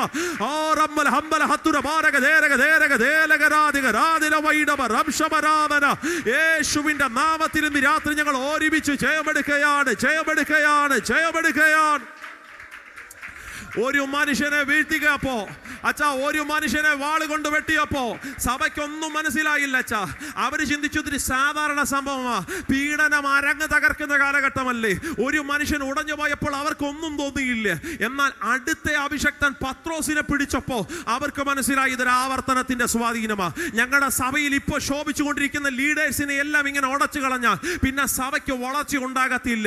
ആകയാൽ സഭ ആ വിഷയത്തെ മുട്ടുകുത്താൻ തുടങ്ങി. മുട്ടുകുത്തിയപ്പോൾ നേരെ ദൈവത്തിന്റെ ദൂതൻ ഇറങ്ങിയത് പത്രോസിന്റെ അടുക്കല. കാരാഗ്രഹത്തിൽ നിന്ന് വാളുകൊണ്ട് വെട്ടപ്പെടേണ്ട മനുഷ്യനെ വാതിൽ 1, വാതിൽ 2, വാതിൽ 3 പട്ടണത്തിലോട്ടുള്ള ഇരുമ്പ് വാതിൽ തുറന്ന് ഇറക്കുക മാത്രമല്ല, അതേ ദൂതൻ നേരെ ഇറങ്ങിച്ചെന്നത് ഹെരോദ മണ്ഡലത്തിന്റെ അടുക്കൽ. ഇനി അവന് വാള് വീശാൻ കഴിയാതെ വണ്ണോ ദൈവത്തിന്റെ മഹത്വത്തിന്റെ ദൂതൻ ആ വിഷയത്തെ വെട്ടിക്കളഞ്ഞതുപോലെ കൊട്ടാരക്കരയുടെ അകത്ത് നിന്ന് അകത്തഭിഷേകമുള്ള ദൈവമക്കൾ പ്രാർത്ഥിക്ക്. ഇവിടെ ഉയർന്നു വരുന്ന ഓരഭിഷക്തന്മാരെ നിനക്ക് ഉടച്ചു കളയാൻ പറ്റാതെ വണ്ണോ കാര്യസ്ഥന്മാരെ കൈക്കൂലി കൊടുത്തു വശത്താക്കുന്ന പൈശാചിക മണ്ഡലമേ, ഇന്ന് രാത്രി യേശുവിന്റെ നാമത്തിൽ നിന്നെ ഞങ്ങൾ വെട്ടുകയാണ്. ഹല്ലേലൂയ. രക്തം ശയ്യം, രക്തം ശയ്യം, രക്തം ശയ്യം, രക്തം ശയ്യം, രക്തം ശയ്യം, രക്തം ശയ്യം, രക്തം ശയ്യം, രക്തം ശയ്യം. യേശുവ രക്തം, രക്തം ശയ്യം, യേശുവ രക്തം, രക്തം ശയ്യം, യേശുവ രക്തം, രക്തം ശയ്യം, യേശുവ രക്തം, രക്തം ശയ്യം, യേശുവ രക്തം, രക്തം ശയ്യം. റൂഢപരന്തൽ ഹത്തലകത്തുക രംദംബാരം ശാരംധാരം സേരംധേരം വൈഡംബാരം സാധനാദിയാമന. അച്ഛാ, വാക്കുകൾക്ക് ശക്തിയില്ല, പക്ഷെ വചനത്തിനൊരു ഭയങ്കര ശക്തിയുണ്ട്. വാക്കുകൾക്ക് ശക്തിയില്ല, പക്ഷെ വചനത്തിനൊരു ഭയങ്കര ശക്തിയുണ്ട്. യേശുവിന്റെ നാമത്തിൽ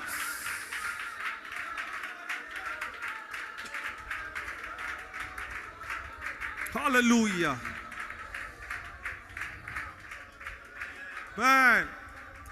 പൈശാചിക ശക്തികൾ ഒരുക്കിയ 4ാമത്തെ തടസ്സം നിങ്ങൾക്ക് കേൾക്കണോ? ഈ പണിക്കെതിരെ പിശാച് ഒരുക്കിയ 4ാമത്തെ തടസ്സം 4-6 വാക്യം. 4-6 വാക്യം. അഹശ്വേരോശിന്റെ കാലത്ത് ആ ആ വിരോധമായിട്ട് ആ പദത്തിൽ തന്നെ ഉണ്ടല്ലോ. ന്യായമാണോ? പണിക്കെതിരെ പിശാചൊരുക്കിയ 4ാമത്തെ തടസ്സം അന്യായപത്രം, രേഖകൾ. സ്തോത്രം. പരിപാടിയൊക്കെ ക്രമീകരിച്ച് ബൈലോ ഒക്കെ ഇട്ട് ഒപ്പൊക്കെ ഇട്ട് സിഗ്നേച്ചറൊക്കെ ഇട്ട് സ്തോത്രം അന്യായമായ രേഖകൾ രാജാവിൻ്റെ കയ്യിൽ എഴുതി അയച്ചു. അവർ പറഞ്ഞു, അച്ഛാ അങ്ങനൊരു പരിപാടി അവിടെ തുടങ്ങിയാൽ അത് നമുക്ക് നല്ലതിന് അല്ല. ന്യായമാണോ? അല്ല. സ്തോത്രം. ഇനി ഞാൻ ഇറങ്ങിയൊരു പദം പറയാം. ഇത് ഞാൻ ശാന്തമായി എൻ്റെ മനസ്സത്തോട്ട് പറയുന്നത് ഇതാണ്. ഈ ലോകം ന്യായത്തിൻ്റെ ലോകമല്ല. ഇവിടെ നമുക്ക് നീതി കിട്ടൂല്ല. സ്തോത്രം. പക്ഷെ നീതിയുള്ളൊരു ന്യായാധിപതിയുണ്ട്.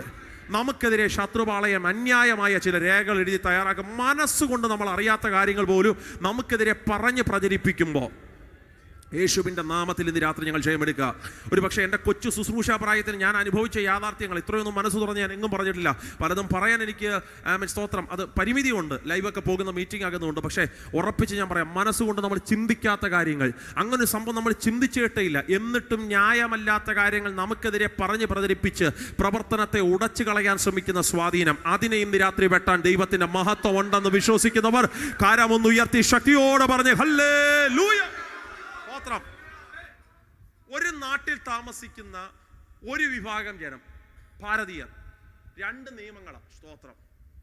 നമുക്കെതിരെ വാഴുന്ന നിയമം അന്യായത്തിൻ്റെത്, അവർക്കെതിരെ വാഴുന്നതോ ന്യായത്തിൻ്റെത്. സ്തോത്രം. കണ്ടോ അതെന്തോ റൂളാണ്. സ്തോത്രം. ഞാൻ അച്ഛാ 1-2 കാര്യം ഇതൊന്ന് മ്യൂട്ടാക്കാം അച്ഛാ. ഒരു മിനിറ്റത്തേക്ക്. നമുക്ക് നീതി കിട്ടുന്നത് മനുഷ്യനെ എന്നല്ല, നമുക്കെതിരെ ഇനി എന്തെല്ലാം വാർത്തകൾ പറഞ്ഞ് പ്രചരിപ്പിച്ചാലും. ഒരുപക്ഷെ ഞാനതൊന്ന് എക്സ്പ്ലെയിൻ ചെയ്യേണ്ട കാര്യമില്ല. എന്നേക്കാൾ അനുഭവമുള്ള ദൈവദാസനാണ് ശിവനച്ച. ഇന്ന് രാത്രി ഞാൻ മനസ്സ് തുറന്ന് പറയുകയാണ്, ഇനി എന്തെല്ലാം ആരെല്ലാം പേര് പറഞ്ഞ് പബ്ലിസിറ്റി എടുത്ത് ട്രോളുകൾ അഴിച്ചു വിട്ടാലും അകത്ത് അഭിഷേകം ഉണ്ടെങ്കിൽ ആശങ്ക വേണ്ട. അവ ചെയ്യുന്നത് അന്യായമാ. പക്ഷെ നമ്മുടെ ദൈവം ന്യായത്തിന്റെ ദൈവമാണ്. വിശ്വസിക്കുന്നവർ കരമൊന്ന് ഉയർത്തി ശക്തിയോടെ പറഞ്ഞ് ഹല്ലേലൂയ. സ്തോത്രം. 4 ശക്തികൾ കൊടികുത്തി വാണു. ഇനി എനിക്ക് സന്തോഷമുള്ള കാര്യം എന്താണെന്നറിയാമോ? ഈ 4 ശക്തികൾ കൊടികുത്തി വാണപ്പോൾ 6ാമത്തെ അധ്യായം ദൈവം ഒരു അത്ഭുതം ചെയ്യാൻ തുടങ്ങി. അതെന്നാണെന്നറിയാമോ? 6ാമത്തെ അധ്യായം അതിൻ്റെ 3ാമത്തെ വാക്യം വായിച്ച്. 6-ന്റെ 3ാമത്തെ വാക്യം. ആ ആ ആ ആ ആ ആ ആ അനി എന്നെ ശ്രദ്ധിച്ചേക്കണേ. ഈ ന്യായമല്ലാത്ത കാര്യങ്ങളെല്ലാം എഴുതി അയച്ചത് രാജാവിൻ്റെ അടുക്കല്ല.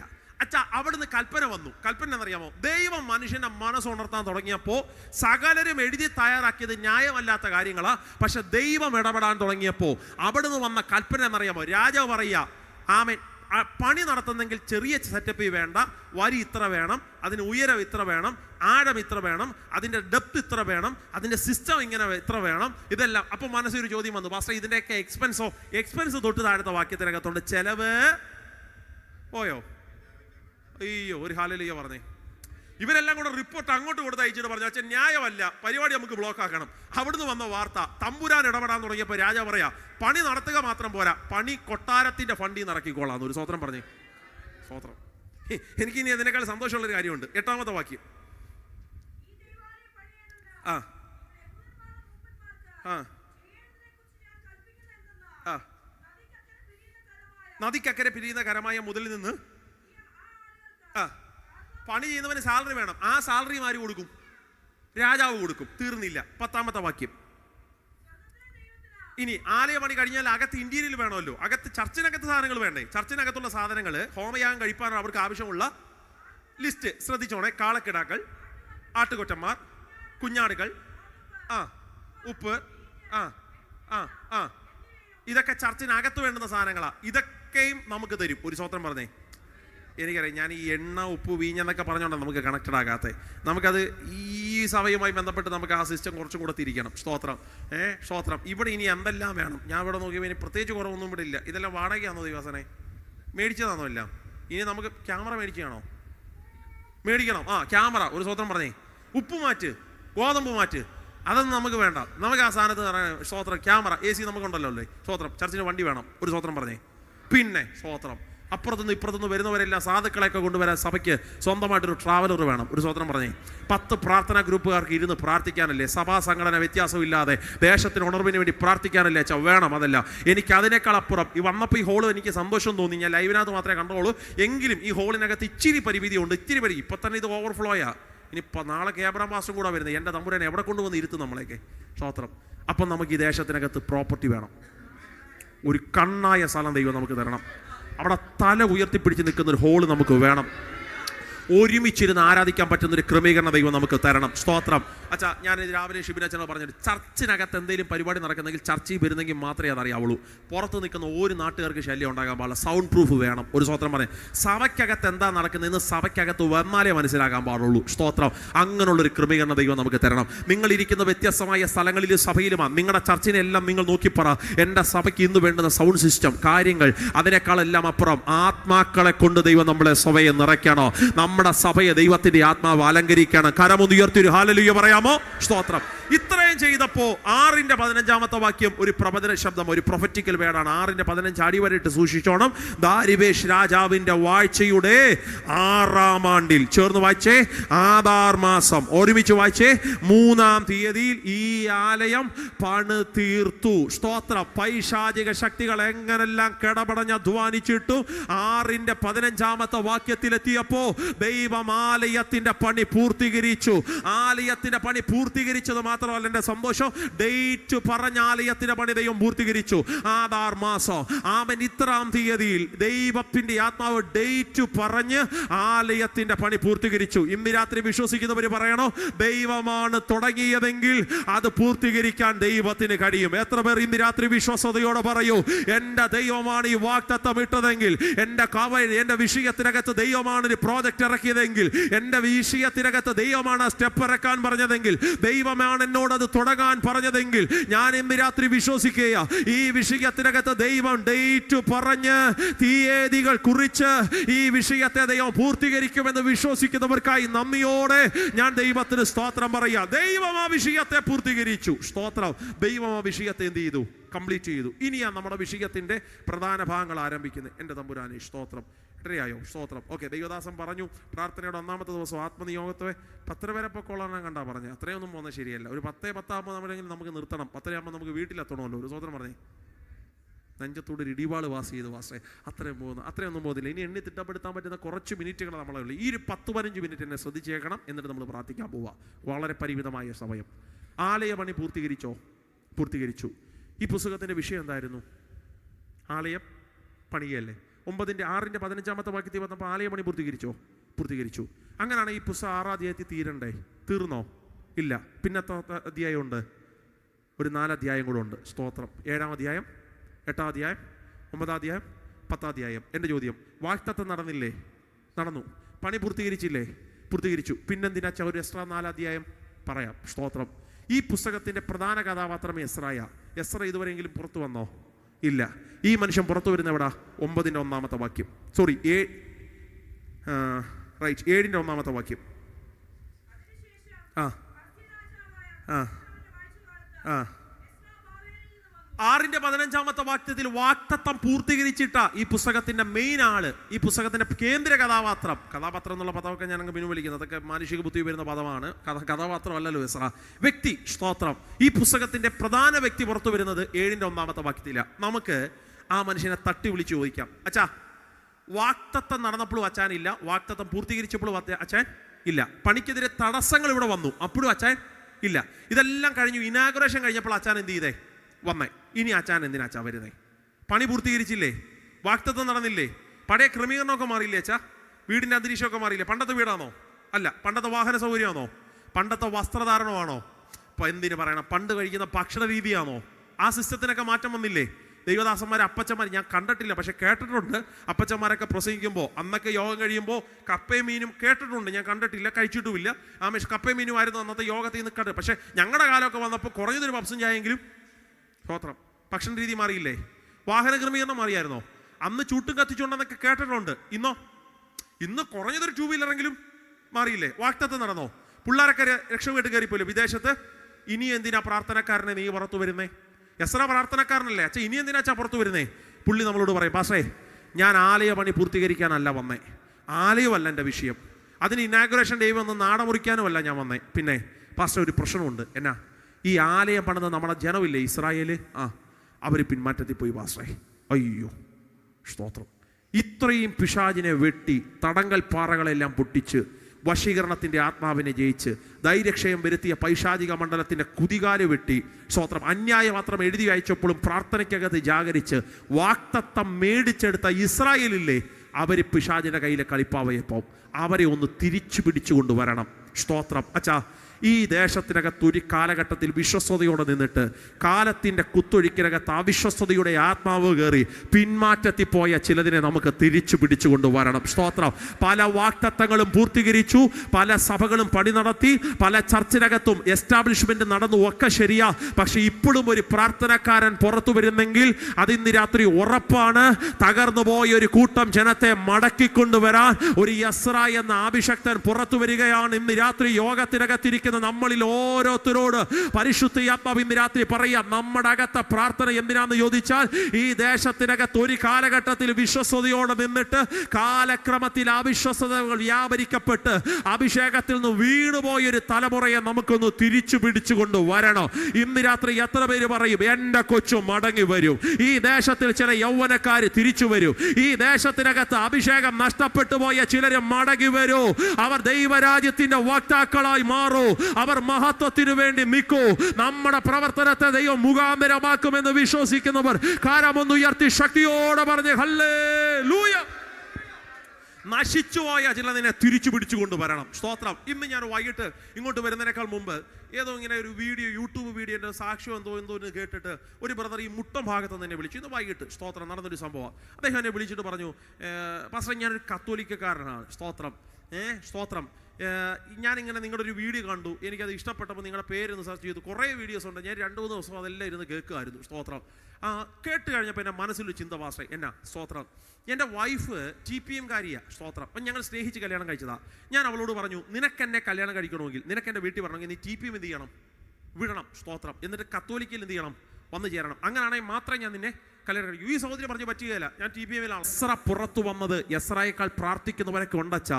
എന്നിട്ടും ആ മനുഷ്യൻ പുറത്തു വന്നത് തകർന്നു പോയ ഇസ്രായേലിനെ തിരിച്ചു പിടിച്ചു കൊണ്ടുവരണം. ഇനിയാണ് നമ്മുടെ കുറിവാക്യത്തിൻ്റെ ഡെപ്തിലേക്ക് വരുന്നത്. ഇനി പറയാൻ പോകുന്ന റെവലേഷനാ, ശ്രദ്ധിച്ച് കേൾക്കണം. 9-ാമത്തെ അധ്യായം വരുമ്പോൾ ഈ വർത്തമാനം കേട്ടപ്പോൾ, അങ്ങനെ നമ്മുടെ കുറിവാക്യം ആരംഭിച്ച് 9:3 ഈ വർത്തമാനം കേട്ടപ്പോൾ. ഏത് വർത്തമാനം? 9:1. പെട്ടെന്ന് വായിക്കാമോ? 9:1.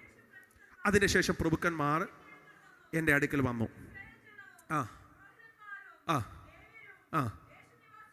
ശ്രദ്ധിച്ചു കേട്ടോ. ദേശനിവാസികളോട് വേർപെടാതെ കനാന്യർ, ഹിത്യർ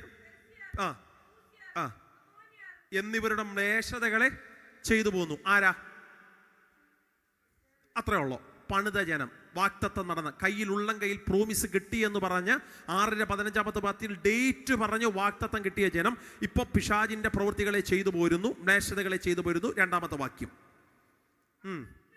ഓക്കെ, ഞാൻ വായിക്കാം. അവരുടെ പുത്രിമാരെ അവർ തങ്ങൾക്ക് തങ്ങളുടെ പുത്രന്മാർക്കും ഭാര്യമാരായി എടുത്തത് കൊണ്ട്, അയ്യോ അടുത്ത പ്രധാനപ്പെട്ട പദം, വിശുദ്ധ സന്തതി ദേശനിവാസികളോട് ഇടകലർന്നു. ഇപ്പൊ എല്ലാം ഒരു കോംപ്രമൈസിലാണ് പരിപാടി. അവർ ആൾക്കാർ നമ്മുടെ ഇടയിൽ, നമ്മൾ ആൾക്കാർ അയ്യോ രക്തത്താൽ ജയമെടുക്കുന്നു. രണ്ട് ഭയങ്കര അഡ്ജസ്റ്റ്മെന്റ് ഈ കാര്യങ്ങൾ പോവുക.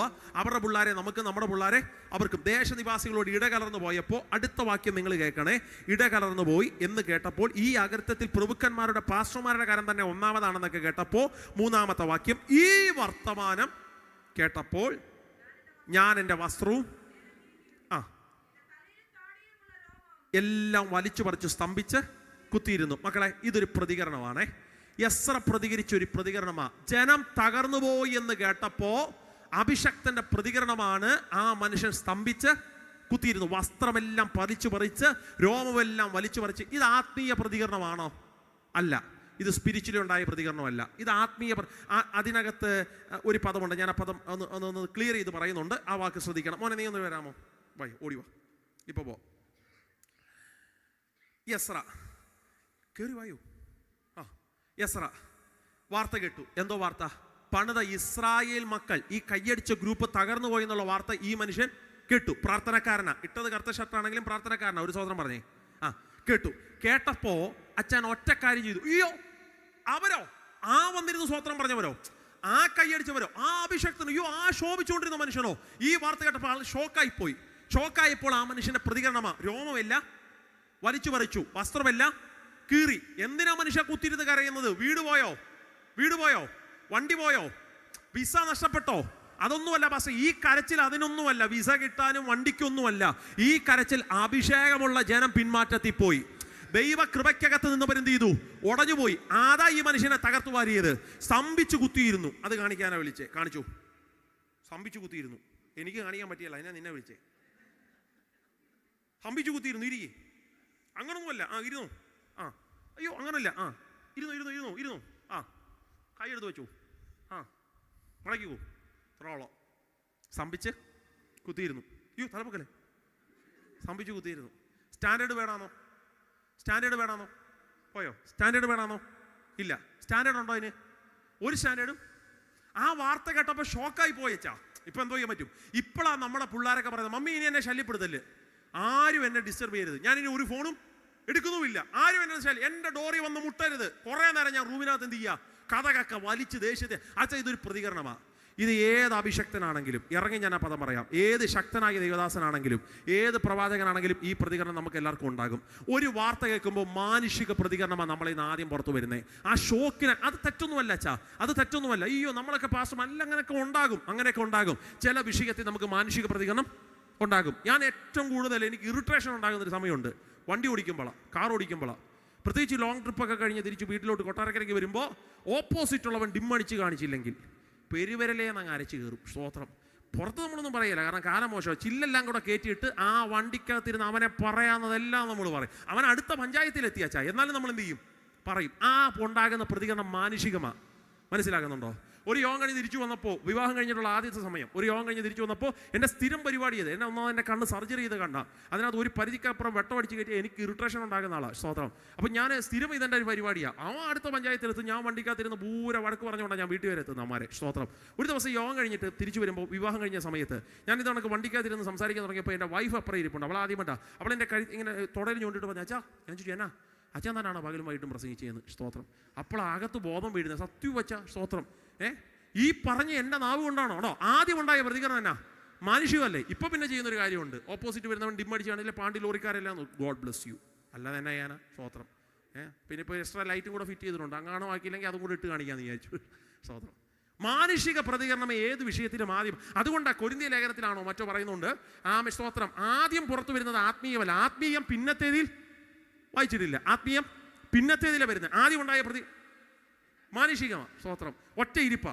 ഇനി ആ വാക്കിൻ്റെ ഡെപ്ത് കാണാം. അത് അടുത്ത പദം പറയുമ്പോൾ നമ്മൾ ദൂതിലേക്ക് വന്ന് നമ്മൾ പ്രാർത്ഥിക്കാൻ പോവുക. അതായത് ഇൻട്രൊഡക്ഷൻ മാത്രം, അത്രയും മതി. അത്രയും പറയുമ്പോഴത്തേക്ക് വിഷയമാവും, ബാക്കിയൊന്നും എടുക്കുന്നില്ല. അത്രയും പറഞ്ഞ് അവസാനിപ്പിക്കാം. ഇത്രയും പ്രതികരണത്തിൽ നിൽക്കുമ്പോൾ ഈ മനുഷ്യൻ എത്ര നേരം ഇങ്ങനെ ഇരുന്നു? ഈ മാനുഷിക പ്രതികരണത്തിൽ എത്ര നേരം ഇരുന്നു? വായിച്ചില്ല. സന്ധ്യായാഗത്തിൻ്റെ സമയത്ത്, അഞ്ചാമത്തെ വാക്യം, സന്ധ്യായാഗത്തിൻ്റെ സമയമായപ്പോൾ ശിവനച്ച അവൻ, ആ മനുഷ്യൻ, ആത്മതപനം എന്നുള്ള വാക്ക് തെറ്റാ കേട്ടോ. മലയാളത്തിൽ ആ വാക്ക് പക്ക റോങ് ആണ്. ഇംഗ്ലീഷിൽ കിടക്കുന്ന വാക്ക് ഹെവിനെസ് എന്നാണ്. ഹെവിനെസ് എന്ന് പറഞ്ഞാൽ ഭാരം എന്നാ. ഈ ഭാരം എല്ലാം കൂടെ ആ മനുഷ്യൻ അങ്ങ് ഇറക്കി വെച്ചു. അത് ആത്മീയതയല്ല. ആ ഭാരം, ആ ഉണ്ടായ ഷോക്കെല്ലാം കൂടെ ഇറക്കി വെച്ചു. സന്ധ്യായാഗത്തിൻ്റെ സമയമായപ്പോൾ അവൻ എഴുന്നേറ്റു. അപ്പുറത്ത് പോയി. എവിടെ പോവാ? ഇങ്ങ് വായോ. സ്വത്രം. അപ്പുറത്ത് പോയി. ശ്രദ്ധിച്ചേണേ. സന്ധ്യായാഗത്തിൻ്റെ സമയമായപ്പോൾ എഴുന്നേറ്റ് അപ്പുറത്ത് പോയി. അടുത്തത് മുട്ടുകുത്തി തൻ്റെ കരങ്ങൾ സ്വർഗത്തിലേക്ക് മലർത്തിപ്പിടിച്ചു, ദൈവത്തോട് പ്രാർത്ഥിച്ചു. ഇത് ആത്മീയ പ്രതികരണമാണ്. ജനം മടങ്ങി വരണമെങ്കിൽ ചുമ്മാ മാനുഷിക ബുദ്ധിയിലൊന്നും ഷോയിഫ് കാണിക്കാൻ നിന്ന് ഒരു പരിപാടിയും നടക്കുകയില്ല. സ്തോത്രം. നമ്മളെ ദേഷ്യമൊക്കെ നമ്മുടെ അകത്തുണ്ടാവും. 10 പറയുമ്പോൾ തിരിച്ച് പറയാനുള്ള കൈയൊക്കെ അങ്ങോട്ട് എന്നാൽ പിന്നെ പൊക്കെ ഉണ്ടാവും. പക്ഷെ ജനം മടങ്ങി വരണോ? ബുദ്ധി കൊണ്ട് ചിന്തിക്കരുത്, പ്രതികരിക്കരുത്. അവ എന്തോ വേണേലും ചെയ്യട്ടെ. നീ എസ്രായെ, ഈ വിഷയത്തിൽ ഒരു അത്ഭുതം നടക്കണമെങ്കിൽ നീ ഇവിടെ നിന്ന് എഴുന്നേക്ക് എസ്രായെ. ഇങ്ങനെ ഇരുന്നാൽ ഇതിനകത്തൊരു ദൈവപ്രവൃത്തി നടക്കത്തില്ല. ജനം തിരിച്ചു വരണമെങ്കിൽ നീ അവിടെ നിന്ന് എഴുന്നേറ്റ് അപ്പുറത്ത് പോയി സന്ധ്യായാഗത്തിൻ്റെ സമയത്തൊന്ന് മുട്ടുകുത്ത്, സന്നിധിയിൽ വിഷയം അവതരിപ്പിക്കുക. സ്വർഗത്തിലെ ദൈവത്തിൻ്റെ സന്നിധിയിൽ വിഷയം എത്തിയാൽ ദൈവം ഈ വിഷയം കൈകാര്യം ചെയ്യും. ഇന്ന് രാത്രി യോഗത്തിനകത്തിരിക്കുന്ന നമ്മളിൽ പലരെ നോക്കിയും പരിശുദ്ധാത്മാവ് പറയുക, ഈ വിഷയത്തിനകത്ത് മാനുഷിക ബുദ്ധിക്കകത്ത് പ്രതികരിക്കാൻ നിന്നാൽ ഒന്നും നടക്കത്തില്ല.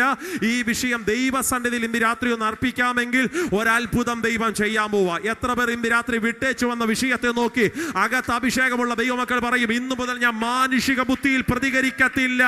എൻ്റെ ഇച്ഛകൾ, എൻ്റെ മോഹങ്ങൾ, എൻ്റെ ഇഷ്ടങ്ങൾ, എൻ്റെ അകത്ത് കോപം, ക്രോധം, ജാരശങ്കയ്ക്കകത്ത് ഇനി മുതൽ ഞാൻ പ്രതികരിക്കത്തില്ല. എന്ത് വിഷയം വന്നാലും ദൈവദാസനെ ആ വിഷയം നമ്മൾ തമ്പുരാന്റെ പാദപീഠത്തിൽ ഏൽപ്പിക്കാൻ പോവാ. ദൈവം ഈ വിഷയം കൈകാര്യം ചെയ്യും. ഈ വിഷയത്തിൽ ദൈവം ഒരത്ഭുതം ചെയ്യും. വിശ്വസിക്കുന്നവർക്കായി നന്ദിയോടെ ഞാൻ ദൈവത്തിന് സ്തോത്രം പറയുന്നു. എൻ്റെ ഒരു കൊച്ചു ചോദ്യമാണ് ദൈവദാസൻ, ഇതിനകത്ത് പ്രസംഗിക്കുന്നവരാണ് കൂടുതൽ. എൻ്റെ കുഞ്ഞു ചോദ്യമാണ്, ഹന്ന തലമുറയില്ല എന്നുള്ള വിഷയത്തിൽ കരഞ്ഞോ? ആരുടെ മുമ്പിൽ കരഞ്ഞു? ആദ്യം ആരുടെ മുമ്പിലാണ് കരഞ്ഞത്? നിങ്ങൾക്കറിയാം, പെനീനയുടെ മുമ്പിൽ. ആ വിഷയത്തിൽ അവൾ കരയുന്ന ആ കണ്ണുനീര് മാനുഷികമാണ്. പെനീനയുടെ മുമ്പിൽ കരയുന്ന ആ കണ്ണുനീര് ആത്മീയമാണോ? അല്ല, ആ പ്രതികരണം മാനുഷിക പ്രതികരണമാണ്. കൊച്ചില്ല. ഇനി ഞാനൊരു പദം ഇറങ്ങി പറയട്ടെ, ഹന്നയുടെ വിഷയം എന്താ ശരിക്കും? ഹന്നയുടെ വിഷയം എന്നാ? തലമുറയില്ലാത്തയാണോ? നോ, ചുമ്മാ.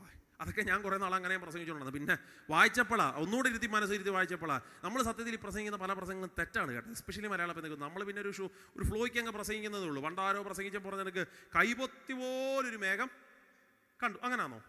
അല്ല, പിന്നെ അത്രേ ഉള്ളൂ. സ്വോത്രം നമ്മളങ്ങ് പ്രസംഗിച്ചു എടുത്ത് എന്ത് ചെയ്തതാ? കൈപ്പത്തിയാക്കിയതാ. സ്വോത്രം. അതുപോലെ ഞാൻ ചിന്തിച്ചു വർഷങ്ങളായിട്ട് ഹന്നയുടെ വിഷയം കൊച്ചുങ്ങളിൽ, പക്ഷെ ഒന്ന് മനസ്സിരുത്തി വായിച്ചപ്പോൾ മനസ്സിലായി കൊച്ചുങ്ങളില്ലാത്തതല്ല ഹന്നയുടെ വിഷയം. ഈ കൊച്ചില്ലെന്നുള്ള വിഷയം ആദ്യം ഹന്ന ആരോടാ പറയുന്നത്? പെണ്ണിനാടൊന്നുമല്ല മോമേ. ഈ കൊച്ചില്ലെന്നുള്ള വിഷയം ആദ്യം ഹന്ന പറയുന്ന ആരോടാ? പോയോ? ഹസ്ബൻഡിനോടല്ലേ? അപ്പൊ ഹസ്ബൻഡ് എന്നാ പറഞ്ഞേ? അല്ലേലും നീ ഇങ്ങനെ മച്ചിയ എന്നാന്നോ പറഞ്ഞേ? അല്ല, 10 മക്കളെക്കാൾ ഒരു നല്ല ഭർത്താവ് ഇത് പറഞ്ഞാൽ പോരെ ഒരു ആന്റിക്ക് ബലപ്പെടാൻ? ഒരു നല്ല ഭർത്താവ്, അസൂയ തോന്നി എല്ലാ ഭർത്താവിനെ ഓർത്തപ്പോ. ഒരു നല്ല ഭർത്താവാണെങ്കിൽ ഇത് പോരെ അച്ഛാ, ഒരു ഭാര്യയ്ക്ക് ബലപ്പെടാൻ മതി, പോട്ടെ. അതിൽ ബലപ്പെട്ടില്ലെന്ന് ചിന്തിക്ക്. പിന്നെ ഈ വിഷയം ആരുടെ മുമ്പിൽ അവതരിപ്പിക്കുന്നേ? ദൈവത്തിന് മുമ്പിലല്ലേ? ദൈവത്തിന് മുമ്പിൽ ഈ വിഷയം അവതരിപ്പിച്ച് പുറത്തോട്ട് ഇറങ്ങുമ്പോൾ ആ പടിവാതിക്കൽ ആരിപ്പുണ്ട്? പാസ്റ്റർ ഇരിപ്പുണ്ട്, സഭയുടെ പാസ്റ്റർ ഇരിപ്പുണ്ട്. അതൊക്കെ അങ്ങനെ പറയാം, സഭയുടെ പാസ്റ്റർ ഇരിപ്പുണ്ട്. അപ്പൊ സഭയുടെ പാസ്റ്റർ ചോദിച്ചു, വീഞ്ഞു കുടിച്ചോ? ഇല്ല, ഞാൻ മനോവ്യസനമുള്ള സ്ത്രീ, ദൈവത്തോട് വിഷയം. അപ്പോൾ പെട്ടെന്ന് പാസ്റ്റർക്ക് ഒരു കാര്യങ്ങൾക്കായി ഇവളുടെ മനോവ്യസനത്തിന് ഒറ്റക്കാരനേ ഉള്ളൂ, എന്താ? കൊച്ചില്ലാത്തതായിരിക്കും. അതുകൊണ്ട് ഈ പുരോഹിതൻ ആശംസിക്കുന്ന ഒരു ആശംസ ബൈബിളിനകത്തുണ്ട്. ദൈവം, നീ ചോദിച്ചത് യഹോവ നിനക്ക് നൽകുമാറാകട്ടെ എന്ന് വെച്ചാൽ നിന്റെ കാര്യത്തിൽ ഒരു കൊച്ച് കിട്ടട്ടെ എന്ന ആ ആശംസയുടെ അർത്ഥം. അപ്പോൾ ഹന്ന പറയുന്നൊരു പദം തൊട്ട് താഴത്തെ വാക്യത്തിലുണ്ട്, അങ്ങനല്ല യജമാനനെ, എനിക്ക് തൃക്കണ്ണിൽ കൃപ കിട്ടിയാൽ മതി എന്ന്. ഒരു ഹല്ലേലൂയ പറഞ്ഞേ. കൊച്ചു കിട്ടട്ടെ എന്ന് ആശംസിക്കും, ആമേനെന്നല്ലേ പറയണ്ടേ? അങ്ങനല്ല യജമാനെ, എനിക്ക് തൃക്കണ്ണിൽ എന്ത് ചെയ്താൽ മതി? കൃപ കിട്ടിയാൽ മതി എന്ന്. സ്തോത്രം. ഇനി ഞാനൊരു പദം ചോദിക്കട്ടെ, ഈ പെനീന സത്യത്തിൽ എപ്പോഴാണ് കുത്തുന്നത്? കൊച്ചില്ലെന്നുള്ള വിഷയം. ആലയത്തിൽ പോകുമ്പോൾ, ലുലുമാളിൽ പോകുമ്പോൾ പ്രശ്നമുണ്ടോ ദൈവാസനെ? ഇല്ല. സൂപ്പർ മാർക്കറ്റിൽ പോകുമ്പോൾ പ്രശ്നമുണ്ടോ? അവിടെ ഒന്നും പെനീനയ്ക്ക് പ്രശ്നമില്ല. അവൾ ഇങ്ങനെ കുപ്പായമൊക്കെ ധരിച്ച് യോഗത്തിന് പോകാനായിട്ട് ഇങ്ങനെ ബൈബിളിനകത്ത് ഇങ്ങനെ മാറത്തോട് ചേർത്ത് പിടിച്ച് സ്തോത്രം പറയാൻ പോകുമ്പോൾ പെനീന ചോദിക്കും, നീ എന്തിനാ കൈയടിക്കാൻ പോകുന്നത്? നിനക്ക് കൊച്ചുങ്ങൾ ഇല്ലല്ലോ. സ്തോത്രം. അപ്പം ഹന്നയുടെ വിഷയം ആത്മീയതയ്ക്കെതിരെ ചോദ്യം ചെയ്യുന്ന ഒരു സ്വാധീനം തൻ്റെ വീട്ടിലുണ്ട്.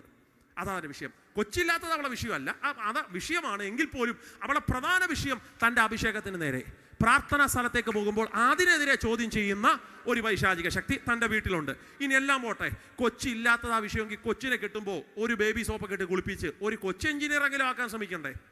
ഹന്നമ്മനെ കേട്ടോ, കൊച്ചിനെ കിട്ടിയപ്പോൾ തന്ന ദൈവത്തിൻ്റെ സന്നിധി തന്നെ നിവേദിച്ചു വെച്ചു. അപ്പൊ കുഞ്ഞിനെ വളർത്തുന്നതല്ല ഹന്നയുടെ സ്വപ്നം, ആ കുഞ്ഞിനെ അഭിഷേകത്തിലൊന്ന് കയറ്റണം. ആത്മീയതയ്ക്കെതിരെ ചോദ്യം ചെയ്ത പെനീനായെ ഞാൻ ആണ്ടിലൊരിക്കൽ പോകുമ്പോഴല്ലേ നീ ചോദ്യം ചെയ്യുന്നുള്ളൂ. എന്നാൽ സ്ഥിരമായിട്ട് ആലയത്തിൽ നിൽക്കാൻ ഇതാ എൻ്റെ തലമുറയെ ഞാൻ മാറ്റിവെക്കുമ്പോൾ എൻ്റെ പ്രാർത്ഥനയെ നിനക്ക് പിടിച്ചു കെട്ടാൻ പറ്റത്തില്ല, എൻ്റെ കൃപയെ നിനക്ക് പിടിച്ചു കെട്ടാൻ പറ്റത്തില്ല, എൻ്റെ അഭിഷേകത്തെ നിനക്ക് പിടിച്ചു കെട്ടാൻ പറ്റത്തില്ല. മനസ്സിലാകുന്ന പറയുമ്പോൾ രാത്രി പറ, ഞാൻ ആദ്യത്തെ പ്രതികരണത്തിൽ നിന്ന് ചാടി എഴുന്നേക്കാൻ പോവുക. ഇനി പെനീനായുടെ മുമ്പിൽ ഞാൻ കരയത്തില്ല പാസ്റ്ററെ, ഇനി പെനീനായുടെ മുമ്പിൽ ഞാൻ വിലപിക്കത്തില്ല, ഇനി മനുഷ്യന്റെ മുമ്പിൽ ഞാൻ പരാതി പറയത്തില്ല. ഞാൻ ഈ വിഷയം യഹോവയുടെ സന്നിധിയിൽ കരയാൻ പോവുകയാണ്. ഹല്ലേലൂയ. മാനുഷിക പ്രതികരണത്തിൽ നിന്ന് നമുക്ക് എഴുന്നേക്കാൻ സമയമായെന്നാണ് ഞാൻ ഈ പറയുന്നത്. ഇനി നമുക്ക് പെനീനയുടെ മുമ്പിൽ കരയാൻ സമയമില്ല. ഇനി നമ്മൾ കരയുന്നെങ്കിൽ യഹോവയുടെ സന്നിധിയിൽ ആലയത്തിൽ എന്ത് ചെയ്യണം? കരയണം. ഒരു ഹല്ലേലൂയ പറഞ്ഞേ. ഇറങ്ങി വരുന്ന ദൈവത്തിന്റെ ദൂതൻ വന്നിട്ട് പറഞ്ഞു, കൃപ ലഭിച്ചവളെ നിനക്ക്. ആദ്യത്തെ പ്രതികരണം കേൾക്കണോ? മാനുഷിക പ്രതികരണമാ. പുരുഷനെ അറിയുന്നില്ല, എങ്ങനെ നടക്കും? ഇത് പറഞ്ഞാൽ മറിയേ നിനക്ക് അവിടെ ഇരിക്കാനേ പറ്റൂ. അകത്ത് വാക്തത്വ ഉരുവാകണോ? അടുത്ത പ്രതികരണത്തിലോട്ട് നീ ചാടിക്കരണം. അവൾ അകം കത്തി. അവൾ പറഞ്ഞു, ഇതാ ഞാൻ കർത്താവിൻ്റെ മതി. ഇത് ദൈവത്തിൻ്റെ പ്രതികരണമാണ്. ഈ പ്രതികരണത്തിൽ പരിശുദ്ധാത്മാവ് നിന്റെ മേൽ നിഴലിടും. ചില അത്ഭുതം നടക്കണമെങ്കിൽ മാനുഷിക ബുദ്ധി പ്രതികരിക്കാൻ നിന്ന പറ്റുകയില്ല. ആമേൻ. തോട്ടത്തിനകത്ത് കയറുന്ന മറിയ, ഒറ്റ വാക്ക് പറഞ്ഞ് പ്രാർത്ഥിക്കാൻ പോവാ. മറിയ തോട്ടത്തിനകത്ത് കയറുന്നു. സ്തോത്രം. തോട്ടത്തിനകത്ത് കയറുന്ന മറിയ കുനിഞ്ഞു നോക്കി കല്ലറയിൽ. യേശു ഉണ്ടോ? ഇല്ല. ആ വിഷയത്തിൽ അവൾ ഭാരപ്പെട്ടിരിക്കുമ്പോൾ അവൾക്ക് മനസ്സിലായി, ഇങ്ങനെ നിന്നാൽ യേശുവിനെ കാണാൻ പറ്റത്തില്ല. ബൈബിളിൽ അടുത്ത വാക്ക് ബ്യൂട്ടിഫുൾ വേർഡാണ്. അവൾ കരഞ്ഞുകൊണ്ട് കണ്ണുനീരോടെ ഒന്നൂടെ അതിനകത്ത് ഒന്ന് നോക്കിയതല്ലേ സഹോദരി? അതെ. യേശു ഇല്ലല്ലോ? ഇല്ല. പിന്നെ എന്തിനാ നോക്കുന്നേ? അവൾ പറഞ്ഞു, ആദ്യം നോക്കിയത് മാനുഷിക കണ്ണുകളുണ്ടാ, ഇപ്പം നോക്കിയത് കണ്ണുനീരോടാ നോക്കുന്നത്. അത് ദൈവിക പ്രതികരണമാ. അതിനകത്ത് അപ്പുറേ ഗുരു വന്ന് നിന്നിട്ട് പറയാം, ഞാൻ അറിയാൻ ഞാൻ വന്നിട്ടുണ്ട്. കർത്താവിന് ഇന്ന് രാത്രി അറിയണം, നീ മാനുഷിക ബുദ്ധിയിലാണോ പ്രതികരിക്കുന്നത്? സന്ധ്യായാഗത്തിൻ്റെ സമയമാകുമ്പോൾ എഴുന്നേക്കണം. നമുക്ക് ഒരു പ്രാർത്ഥന പാവിരിക്കണം. വിഷയം എന്ത് രൂക്ഷമാകട്ടെ, എല്ലാ കണ്ണുകളടച്ചേ. വിഷയം എത്ര കടുകട്ടിയുള്ളതാകട്ടെ, വിഷയം എത്ര രൂക്ഷതയുള്ളതാകട്ടെ, ഇനി ഇത്ര വർഷങ്ങളായിട്ട് ചലിക്കാതെ കിടക്കുന്ന വിഷയമാകട്ടെ, അത്ഭുതം നടക്കാത്ത വിഷയമാകട്ടെ, ഒരു മഹത്വത്തിൻ്റെ കരം ഇന്ന് രാത്രി ഒന്ന് വെളിപ്പെട്ട് വരാൻ വേണ്ടി, ഒരു മഹത്വത്തിൻ്റെ കൈവെപ്പ് ഇന്ന് രാത്രി ഒന്ന് ചലിക്കപ്പെടാൻ വേണ്ടി എല്ലാ കണ്ണുകളും അടച്ച് ഹൃദയങ്ങളെല്ലാം തുറന്നൊന്ന് സ്തോത്രം ചൊല്ലി പ്രാർത്ഥിക്കാമോ? യേശുവിൻ്റെ നാമത്തിൽ ഇന്ന് രാത്രി ഞങ്ങൾ ഒരുമിച്ച് ചെയ്യുമെടുക്കുക. മനസ്സെല്ലാം തുറന്ന് ഇന്ന് രാത്രി പ്രാർത്ഥിച്ചേ. അപ്പോൾ ഒത്തിരി വിഷയം ഇന്ന് രാത്രി ഞങ്ങൾ യോഗത്തിൽ വന്നത് ഒരുപാട് വിഷയത്തിനകത്ത്. പാസ്റ്റർ ഈ പറഞ്ഞതല്ല ഈ ആലയത്തിന്റെ വിഷയം മാത്രമാണോ? അല്ല. ഇന്ന് രാത്രി നമ്മുടെ വ്യക്തിപരമായ വിഷയത്തെ കൂടെ ദൈവം ഇടപെടുക. ദൈവം നിങ്ങളുടെ ലൈഫിൽ ഒരു പ്രോജക്റ്റ് ആരംഭിച്ചാൽ, ഒരു പണി നടത്താൻ തീരുമാനിച്ചാൽ, നിങ്ങളുടെ തലമുറയ്ക്ക് വേണ്ടി ദൈവം ഒരു വാതിൽ തുറക്കാൻ തീരുമാനിച്ചാൽ, അതിനാദ്യം ദൈവം തന്നെ ചിലത് ചെയ്തു തുടങ്ങൂ. ദൈവം ചിലതിന്റെ മനസ്സിടപെടാൻ തുടങ്ങൂ. അങ്ങനെ ഇടപെട്ടാൽ നിങ്ങളെ യഹോവയ്ക്കൊരു യാഗപീഠം പണിതേ പറ്റുള്ളൂ. അങ്ങനെ യഹോവയ്ക്കൊരു യാഗപീഠം പണിതാൽ പിന്നെ നിങ്ങൾ ആ തലമുറയുടെ ഭാവി അലങ്കരിച്ച് സൂക്ഷിക്കണം. അത് നശിക്കാൻ നിങ്ങൾ സമ്മതിക്കരുത്. അപ്പൊ പിശാച് അവന്റെ പദ്ധതികൾ ആരംഭിക്കൂ. അവൻ വശീകരണമായിട്ട് വരൂ. അവൻ ധൈര്യക്ഷയം വരുത്താൻ വേണ്ടി വരൂ. യേശുവിന്റെ നാമത്തിൽ ഇന്ന് രാത്രി ഞങ്ങൾ ക്ഷയമെടുക്കുകയാണ്. അവൻ എന്നിട്ട് നിങ്ങളിലെ തലമുറകളെ ലീഡറായി നിൽക്കുന്ന ചിലരെ വശീകരിക്കാൻ വേണ്ടി ശ്രമിക്കൂ. അപ്പോഴെല്ലാം നിങ്ങൾ ആ മേഖലകളെ വെട്ടി ജയിച്ചു കയറാമെങ്കിൽ 6/15 ഡേറ്റ് പറഞ്ഞ് ദൈവം ചില വിഷയങ്ങളെ പൂർത്തീകരിക്കൂ. അത് പൂർത്തീകരിക്കപ്പെട്ടാൽ അടുത്ത നിങ്ങൾ ശ്രദ്ധിക്കേണ്ടത് വാഗ്ദത്തം കിട്ടിയവൻ സാന്നിധ്യത്തിനകത്ത് വേണം. പണിതവൻ യഹോവയുടെ സന്നിധാനത്തിൽ വേണം. അവൻ നശിച്ചു എന്ന് തോന്നിയാൽ ആ വിഷയത്തിൽ മാനുഷിക പ്രതികരണം നടത്തരുത്. ആ വിഷയത്തിൽ ഇതാ മുട്ടുകുത്തി യഹോവയുടെ സന്നിധിയിൽ നീ പ്രാർത്ഥിക്കണം. എല്ലാ കണ്ണുകളും അടച്ച് ഹൃദയങ്ങളെല്ലാം തുറന്ന് സ്തോത്രം ചൊല്ലി. അഭിഷക്തന്മാരെ, ഞാനൊരു പ്രധാനപ്പെട്ട പദം നിങ്ങൾ കണ്ണടച്ചിരിക്കുമ്പോൾ പറയാം. വേദപുസ്തകത്തിന്റെ ചരിത്രത്തിൽ അത്ഭുതം നടന്ന സകല പ്രാർത്ഥനകളുടെയും പിന്നിൽ ഒരു മുട്ടുകുത്തിയുള്ള പ്രാർത്ഥന ഉണ്ടായിട്ടുണ്ട്. ഇന്ന് രാത്രിയിലെ യോഗം കഴിഞ്ഞ് വീട്ടിൽ പോയിട്ട് ഭക്ഷണമെല്ലാം കഴിച്ചിട്ട് ഒരു പ്രാർത്ഥന ഭാവിരിക്കണം കേട്ടോ.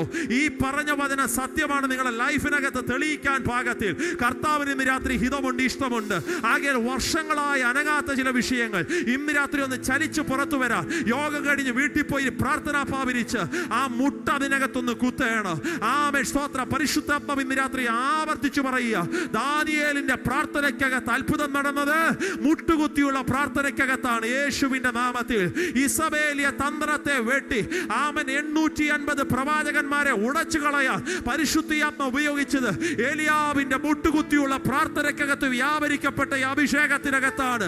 തകർന്നുപോയ മാനവരാശിയെ തിരിച്ചു പിടിച്ചു കൊണ്ടുവരാൻ എന്റെ പ്രാണപ്രിയനായ യേശു ഗസമന തോട്ടത്തിന്റെ മണ്ണിനകത്ത് മുട്ടുകുത്തി അവൻ വിയർപ്പ് തുള്ളി രക്തത്തുള്ളി പോലെ ഒഴുക്കി പ്രാർത്ഥിക്കാൻ തുടങ്ങി. എത്ര പേർ ഇന്ന് രാത്രി ദൈവത്തോട് പറയൂ, മുട്ടുകുത്തിയുള്ള പ്രാർത്ഥനകൾ ഇന്ന് രാത്രി ഞങ്ങൾ ആരംഭിക്കാൻ പോകുകയാണ്. അവൻ പെന്തക്കോസ്തിന്റെ പ്രാർത്ഥനയുടെ അഭിഷേകത്തിന്റെ ശക്തി ഇന്നു മുതൽ ഞങ്ങൾ മാനുഷിക ബുദ്ധിയിൽ പ്രതികരിക്കുകയില്ല. ഇന്നു മുതൽ ഞങ്ങൾ മാനുഷിക രീതിയിൽ ഇടപെടുകയില്ല.